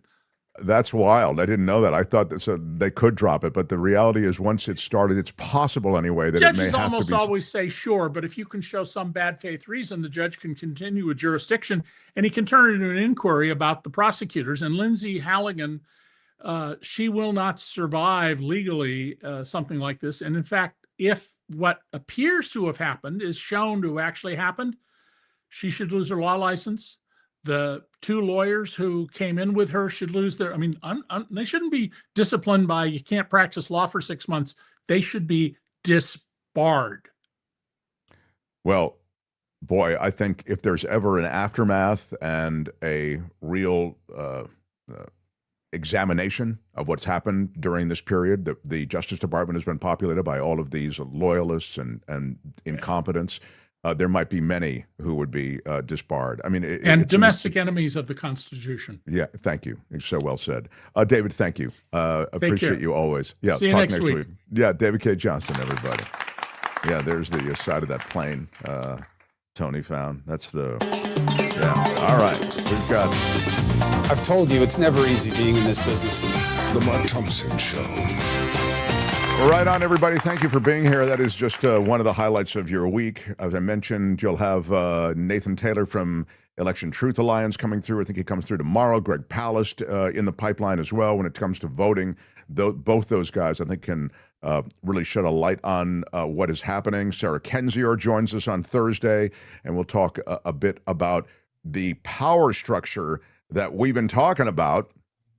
Mentioned in hour one, mentioned with David Cay Johnston, this sort of new Gilded Age and the power structure that has been laid in institutionally with all these rich people, which is, again, we're all trying to make money, but a system that doesn't serve anyone but the rich people, that's not a system that reflects general American values, or at least aspirational values, you know. Anything I need to see? It is on the White House rebuild. Cindy says, how do we know the White House building has not been damaged or destabilized? Love David Cay Johnston. Thank you. I don't think we know anything on that. I mean, we have to take everybody's word for it. So I don't know. Big shout out to you, though, Cindy. Thank you for that. Hello from Canada. I have a question. The orange, I'm not going to say that. The orange one does not own the White House, so why is he allowed to demolish it? This is a good question. And the reality is that he's technically having to get approval, I believe. And it's supposed to be an approval that's granted. He, as president, and you can check this, I think this is right, Kim. But Google it. As president, he has control over government buildings, a lot of government structures. So he does have a lot of power as president. Now, I think if he wants to, demo something and build out, that there is an approval required. But let's face it, this isn't a president who sought approval to bomb Venezuelan and Colombian vessels off the coast of those countries. This isn't a president who has sought approval of any kind to move troops into American cities. This is not a president who has sought approval by Congress, which is mandated constitutionally when it comes to tariff imposition. He just declared an emergency and imposed all of these tariffs. That's being litigated right now, as you know. This is not a president who is seeking approval. So he has an idea, says it's going to be financed by private money. It's a great way to dress up the place. It's kind of looking like a dump to me. Donald Trump looks nothing like Mar-a-Lago. Not enough gold, not enough nice plaster. We're going to bring in my contractors, the very best, and we're going to do it. And in that way, I think he just moves ahead, is the answer to your question. According to a fact-checking website that I found, the president can oversee and initiate changes to White House interiors and routine grounds projects, but cannot unilaterally make major structural or historically significant architectural alterations without oversight from federal preservation statutes, executive branch offices, and public scrutiny. Wow. I don't think that's stopping him. You cannot say you love your country. I don't know. I mean, that's a very clear on one level explanation. Have you ever been a member of the Chinese Communist Party? I do think that they're giving him broad berth. I mean, he's tearing down a part of the White House. I mean, if he said we're going to tear down most of it and then rebuild it even bigger and better, I don't think they would stop him either. I think Trump has that party completely cowed right now. I mean, these are incredibly consequential decisions he's making. They paved over the Rose Garden. Well, I mean, yeah, there's that as well. What is this? The White House construction history list? Oh, this is great. I remember when James Monroe moved into the restored building. The South Portico was added back in the 1820s. A Tiffany window added in the 1880s. Electricity put in 1890s. Yeah, that's very, very strong. I'm going to light this place up, baby. Theodore Roosevelt began his renovation in 1902. Creation of the West Wing as the new executive office space and the modernization of the interior. The addition of bathrooms, very strong. You know, the outhouse thing gets old for a chief executive. In 1942, the East Wing was added to conceal an underground bunker. That was the Emergency Operations Center there in 1942. 48 through the 50s, as noted here, the Harry S. Truman administration completes a major structural renovation. Engineers found the building was in danger of collapsing. This is goes to what you were saying, the person who was asking about that. Mm-hmm. So the entire interior was gutted, rebuilt from the frame out. Wow. That had to be expensive. Yeah. The exterior walls were retained. Jacqueline Kennedy moved in 1961, began a restoration project to redecorate with historical furnishings. Solar panels put in by Jimmy Carter in 1979. And 2017, the North Lawn. Solar panels all the way back in 1979? Oh, yeah. Wow. And Carter was really good on alternative energy and living sustainably. He was really, from that standpoint, he was a really an upgrade in terms of what the president was doing. But in answer then to your question, Cindy, we don't know what structural stuff is going on, but we presume that it's all being done. There it is, Jimmy Carter with the solar panels. Yeah, I think Ronald Reagan took them down. That's that was his big. That was Ronald Reagan's big flex. Chaplain Fred, hello everyone, and greetings from lovely Ritchie Valens Valley. Here chasing ICE agents again in my local Home Depot in Sylmar, in Southern California. This time with the help of our local police and sheriff. Grace and peacefully resisting, says Chaplain Fred. Wow, thank you for the $20 super chat. Big shout out. And a big shout out to you, Chaplain Fred. Yeah. It's pretty wild. Chaplain Fred's reported a couple of times that these ICE agents have chased people inside Home Depot, Walgreens. I mean, it's kind of it's bizarre.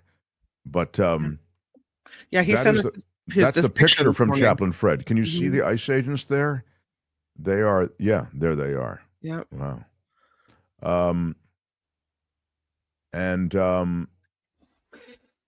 What else do I have? This, again, live super chats and super stickers as we continue live.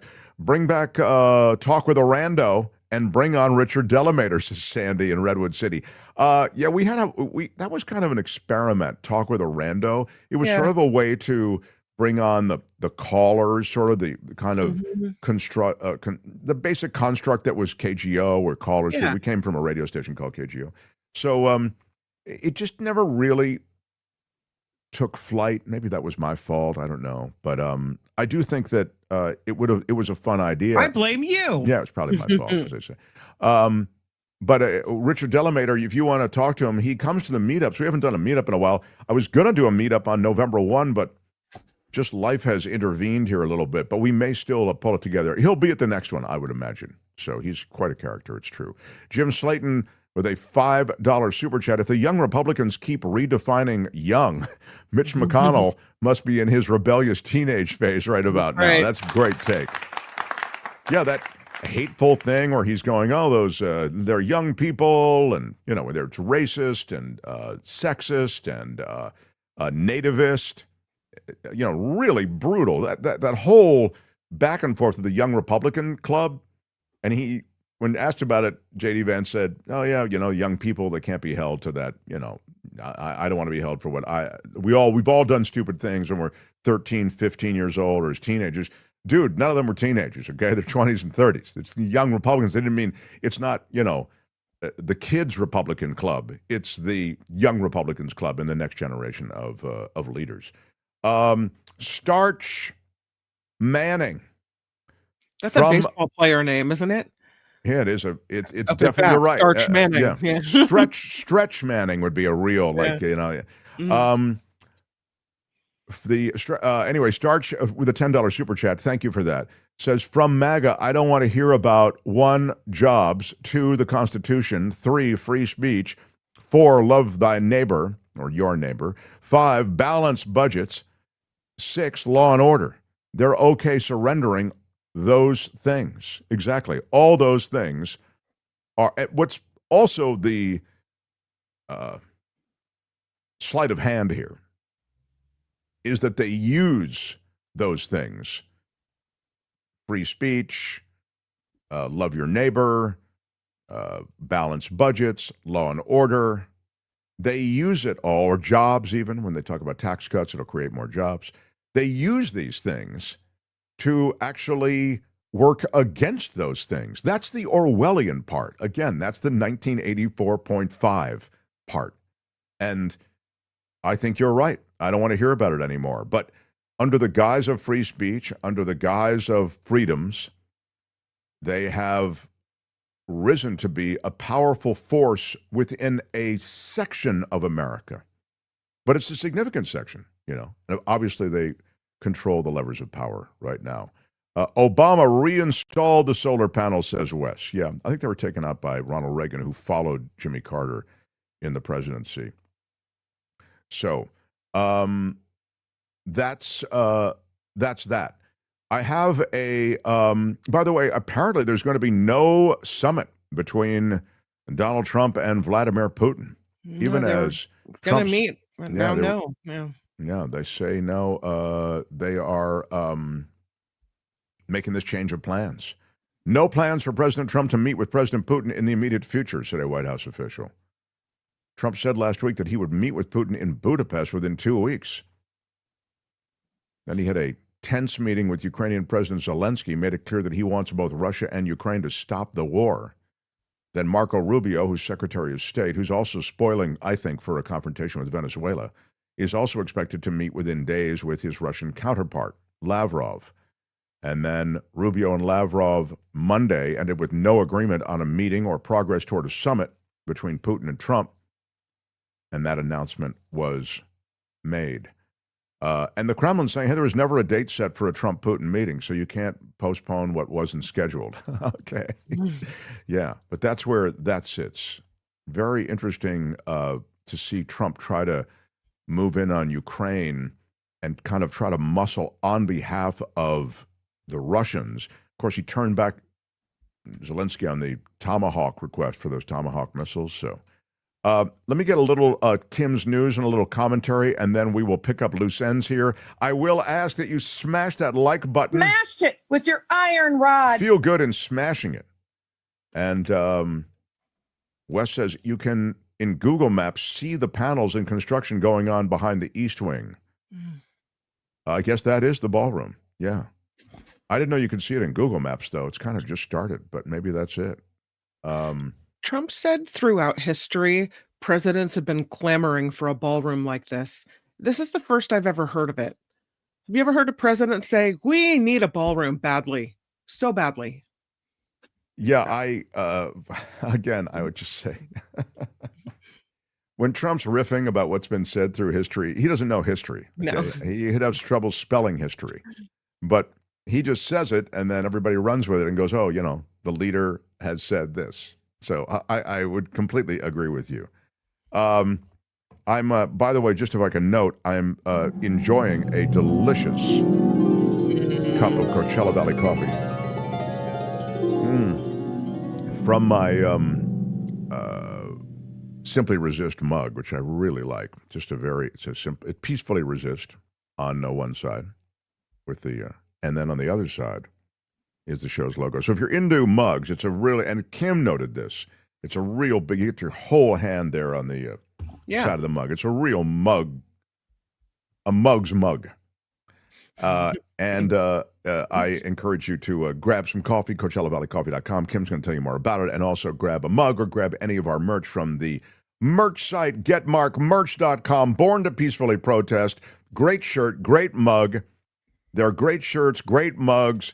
There are bucket hats. There's all kinds of stuff there. I love the Peacefully Resist shirt. Just love, one of my favorites. But I kind of also like the one with the sunshine and the earth. I really like that shirt also. There it is. That's the one with Born to Peacefully Resist with the earth there. I just think that it's pretty. I really love the look of it.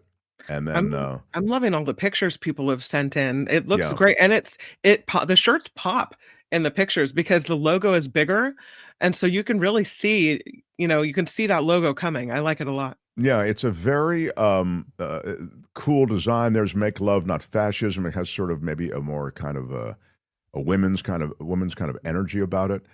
It really is, and that's my ultimate favorite, as you know, Project 1984 and a half, because I think that's what we are in. When they tell you that there's chaos in Los Angeles, we need to send troops. There's chaos in Portland, we need to send troops. There's crime in Washington, D.C., we need to send troops. And look, we sent troops there. 3 weeks later, there's no crime in Los Angeles. That is Big Brother telling you stuff that you know not to be true. And yet you have no choice but to believe it or pay the consequences. And so this is Project 1984 and a half, or 1984.5. That's why I love that shirt and that mug. But whatever is your vibe, check it out at getmarkmerch.com. Kim's news and some commentary as we continue. Mark Thompson Show. The Mark Thompson Show.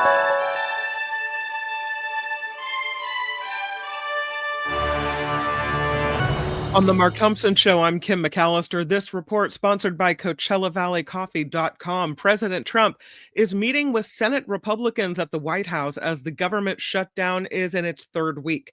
The show of unity coming as Democrats are holding firm on the demand to extend health care subsidies for millions of Americans covered through the Affordable Care Act. No votes are scheduled today after senators failed to pass a spending measure for the 11th time on Monday. And the White House, as Mark mentioned moments ago, says there is no meeting being planned now between President Trump and Russian President Vladimir Putin. They're not going to have a chance to ride around in each other's cars the way they did the last time. Remember when Trump took Vlad on a little ride around the lot? Look what my car can do. And I guess I thought that was quite a first date, and yet nope. I guess it didn't go so well. Sorry, but they look really close here in the photo. Trump told reporters last week he would meet with Putin in Hungary in the coming weeks to discuss the war between Russia and Ukraine. White House also saying Secretary of State Marco Rubio and Russian Foreign Minister Sergei Lavrov have held productive calls today, but no additional meeting will be necessary right now. A U.S. I guess the calls were so productive that there's no additional meeting necessary. No. Yeah, good. It didn't go very well. A U.S. Marshal and suspect wounded after a shooting in Los Angeles. This happened right before 9 a.m. Pacific time. The U.S. Marshal serving a warrant with ICE. The injuries to both people not considered life-threatening. LAPD saying one person is in custody in connection with this shooting. A man pardoned by President Trump for his involvement with the January 6th riot, now accused of threatening to kill House Democratic Minority Leader Hakeem Jeffries. According to a criminal complaint, 34-year-old Christopher Moynihan sent text messages to an unknown associate threatening to assassinate Jeffries while he was speaking at an event in New York City on Monday. Moynihan scheduled now to make a court appearance on Thursday. Senate Majority Leader John Thune signaling support for the White House's decision to select a new nominee to head the Office of Special Counsel. Thune's stance comes after Republican senators said they would not vote for Paul Ingrassia over Politico's reporting of inflammatory remarks that he made about Martin Luther King Jr. Day and having a Nazi streak. The Senate Majority Leader told reporters the White House should consider withdrawing Ingrassia's nomination because he's not going to pass. President Trump is demanding the Justice Department pay him $230 million as compensation for criminally investigating him. What? That's according to the New York Times. The president reportedly submitted complaints related to the investigations in a claims process that's usually the start of a lawsuit. One of the claims submitted in 2023 is connected with the DOJ's investigation into alleged Russian interference in the 2016 presidential election. Others accused the FBI of violating Trump's rights when federal agents searched his Mar-a-Lago home related to the handling of classified documents. Trump was indicted in Florida on allegedly retaining those records as well as interfering with the feds as they tried to recover them, but it was eventually tossed out after he won the 2024 election. Now he wants a big payday. Again, this is sort of rewriting history, right? This is exactly what's happening with the January 6th crew. First, they get pardoned. Then they end up suing the American government because you've pardoned them. I mean, so the implication is, because this is the rhetoric around it, they were wrongly prosecuted to begin with. They never should have been. Well, if I was wrongly prosecuted, then I can sue over that. And this is the rewriting of history. This, to me, it's Project 1984.5. It is a total recasting of fact. And Donald Trump wants to attach self-enrichment to that. He's successfully shaken down a bunch of these organizations, media, legal, academic. So on some level, he's click-clacking along when it comes to shaking down various organizations, including the U.S. government, which he now owns and has populated with loyalists. He might get away with it. Millions of low-income Americans could soon lose their SNAP food assistance. These are the poorest of the poor people, right? The people that need help feeding themselves. The acting administrator of SNAP says the program won't have enough money by the end of the month if the shutdown continues. More than 42 million low-income Americans use SNAP. Several states have warned they can't maintain this program without federal funding. State officials are urging many Californians to return those mail-in ballots for Proposition 50. They'd like it by November 1st. I think the election is either November 4th or November 5th, right? But they want you to send it in early. Officials say residents who live outside of a major metropolitan area should vote by mail by the end of the week, preferably by November 1st. California Attorney General Rob Bonta and Secretary of State Shirley Weber say it's due to recent changes at the U.S. Postal Service. Those mail service changes may lead to ballots not being counted if they're dropped off at a post office or a USPS mailbox on Election Day, which is November 4th. The issue is less of a concern for people living within 50 miles of a U.S. Post Office processing center. So get them in early. Yeah, I mean, there's all kinds of anxiety about the vote, as you know. Warner Brothers Discovery says it is open to a possible sale. The company said it was undergoing a review of potential alternatives and had received unsolicited interest from multiple parties for purchase. The offers have been for both the entire company as well as just Warner Brothers, studios, and streaming platforms. This comes after Warner Brothers Discovery reportedly recently rejected an offer from Paramount Skydance. So. Yeah, I think if you game that out, it's all pretty ugly for. I mean, Tony and I were talking about this before the show. The way Warner Brothers is, they're trying to break up a lot of this stuff so that they can try to recover the assets. I mean, it's kind of what Sarah Kendzior would say is happening to America. Sort of the stripping it for parts. This is what is happening at the highest levels, and you've got Ellison. Now the Ellisons own everything. They're getting TikTok and Warner Brothers, and they'll likely, this is the point, dump CNN. So those of you who are CNN fans or feel that CNN is a sort of a centrist presence in an extreme-filled media environment, I think CNN will be going. Don't you agree, Tony? CNN will probably go away. Well, yeah, all their TV stuff, because they're America's dumbest company. You know, they have all these beautiful licenses and they've trashed all of them, so they have no money now. So, yeah. So there it is. Yeah. Yeah. A scholarship initially intended for Black UC San Diego students, now available to anyone, regardless of their race. This comes after a right-leaning nonprofit organization successfully sued the university for discrimination. The lawsuit filed in July. In it, the plaintiffs argued the scholarship fund violated several laws, including the Ku Klux Klan Act of 1871, aimed at protecting Black Americans in the South.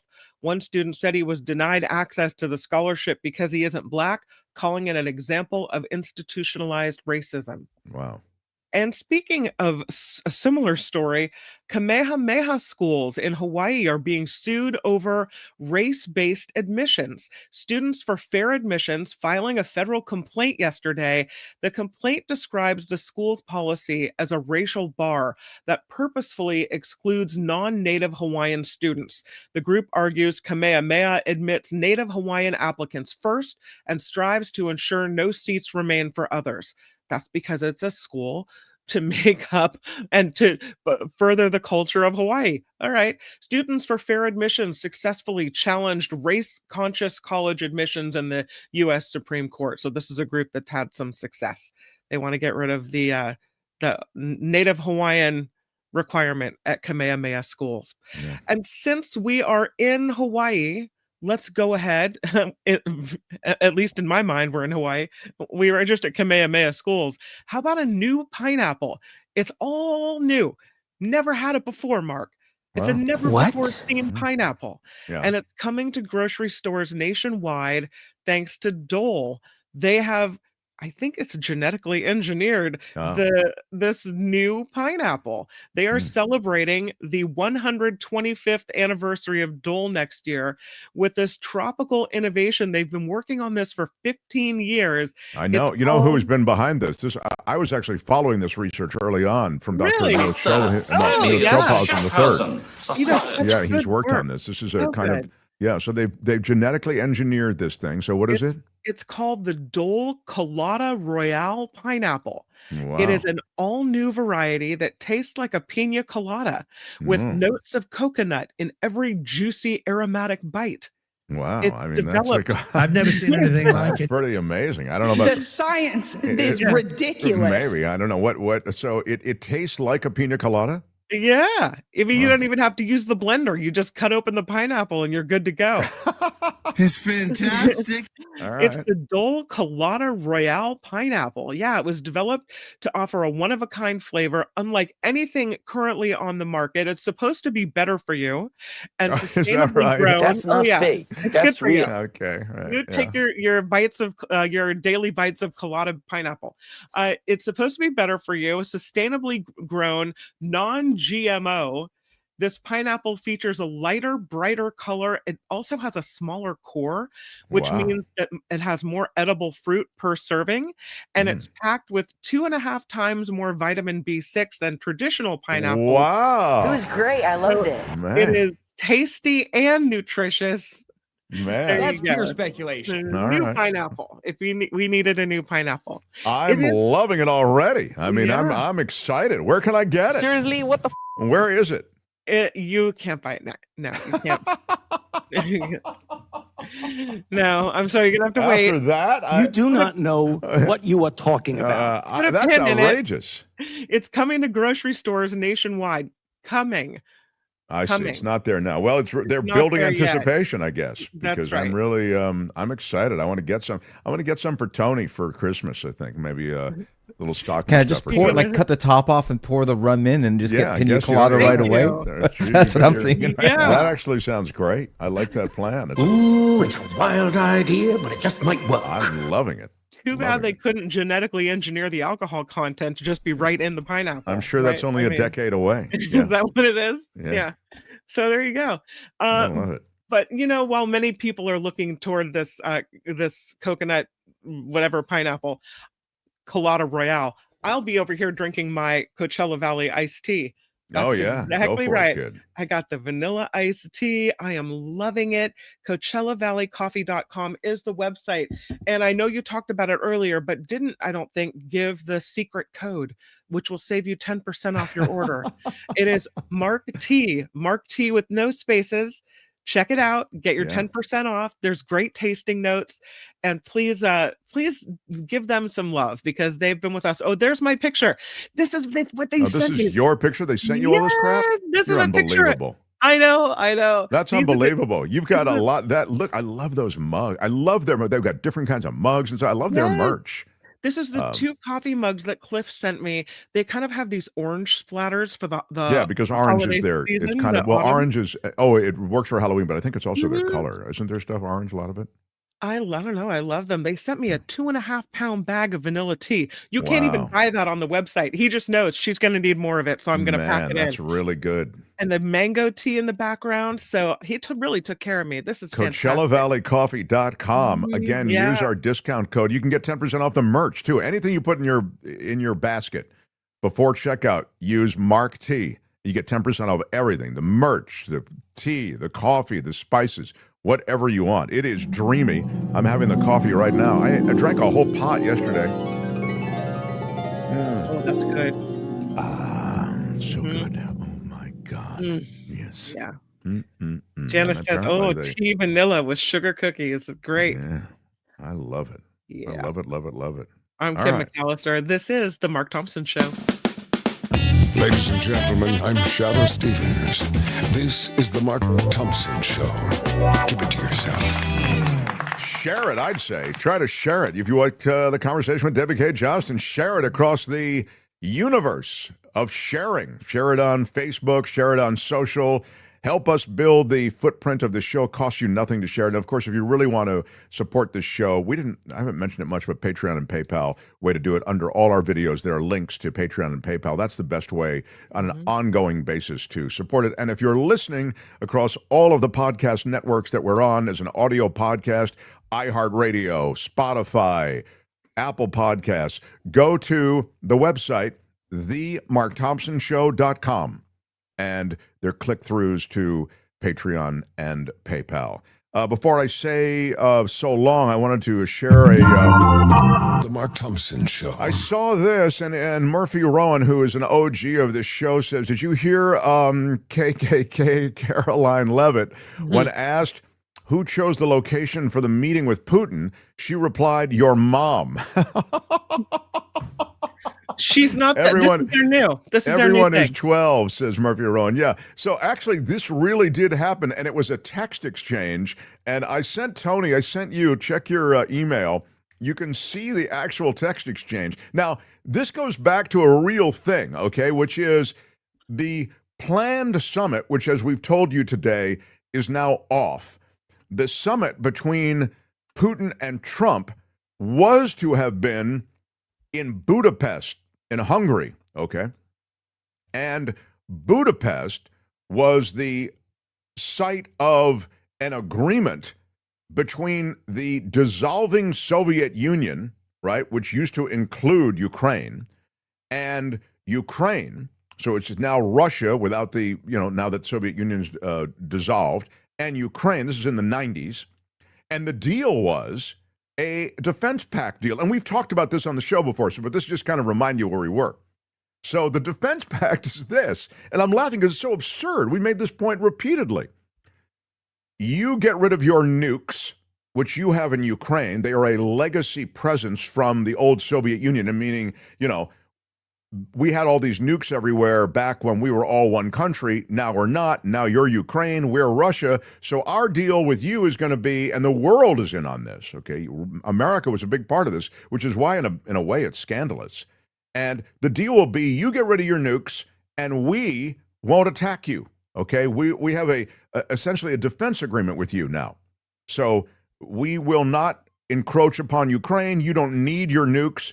And the rest of the world, including America, said, yes, get rid of your nukes. And if there's any problem, we're not letting you into NATO, but we're going to let you know that we're here for you and we won't let an invading power take over. You don't need your nukes anymore. And so Ukraine, believing that, got rid of its nukes. Well, I don't need to tell you, if you skip ahead in the movie, what happened. Russia invaded Ukraine. So they had that agreement in Budapest. So this was the exchange between Leavitt and a reporter.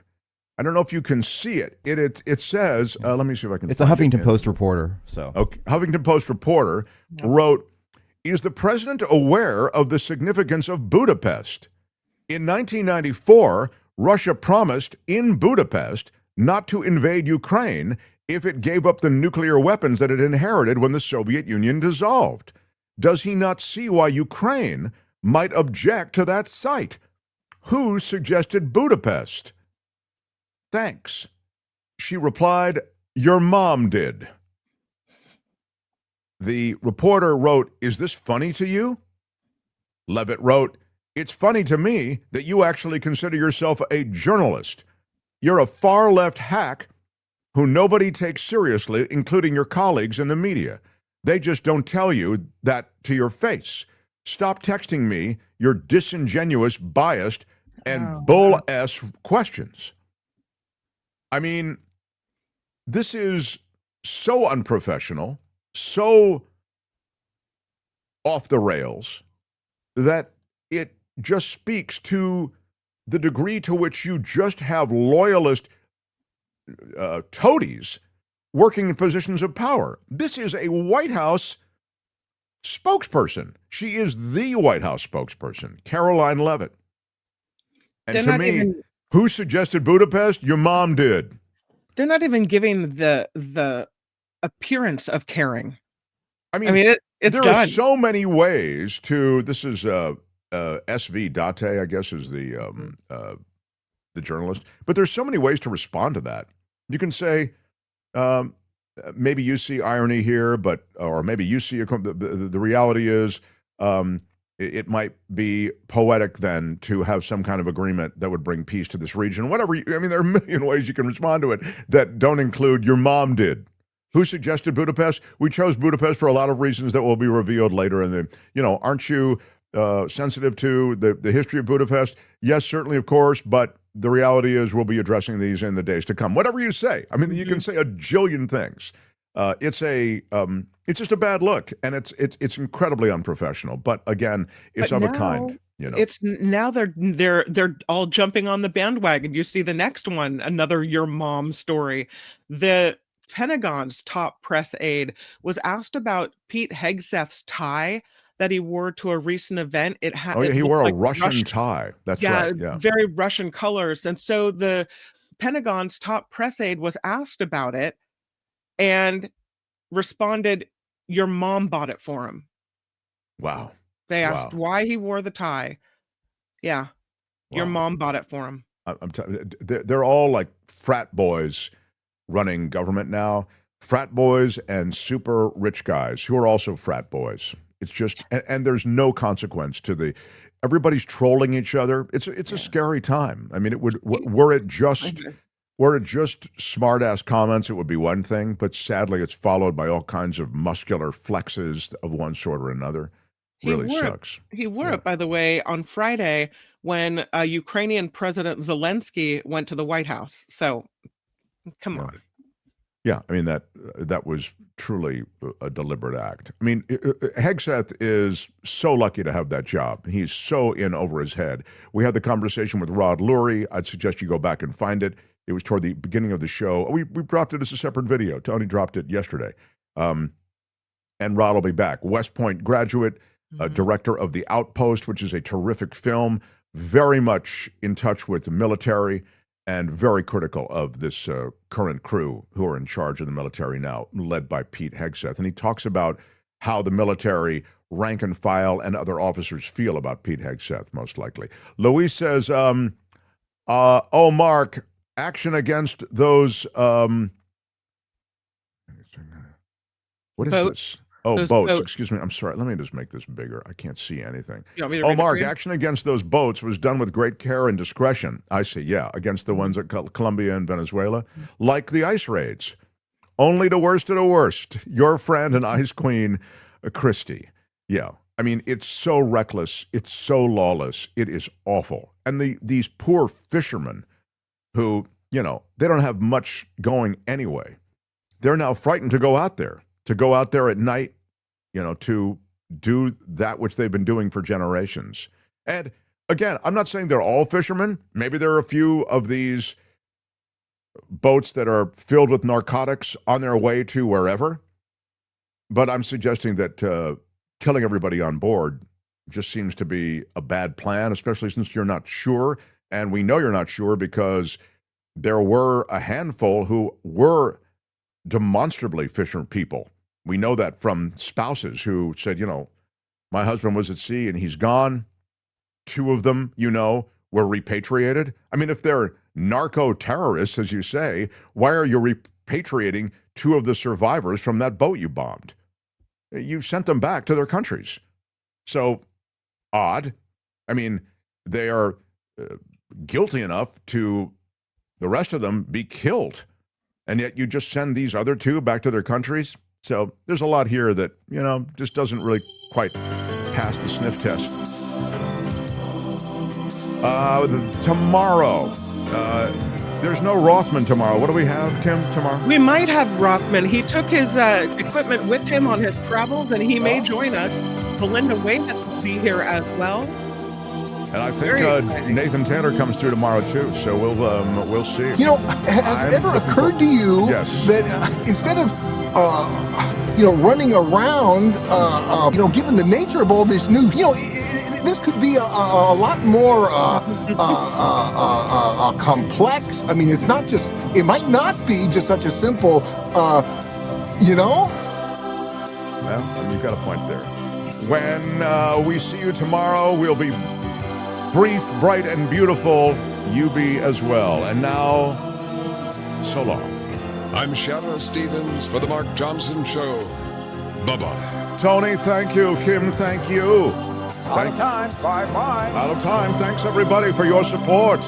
Until tomorrow. Bye-bye.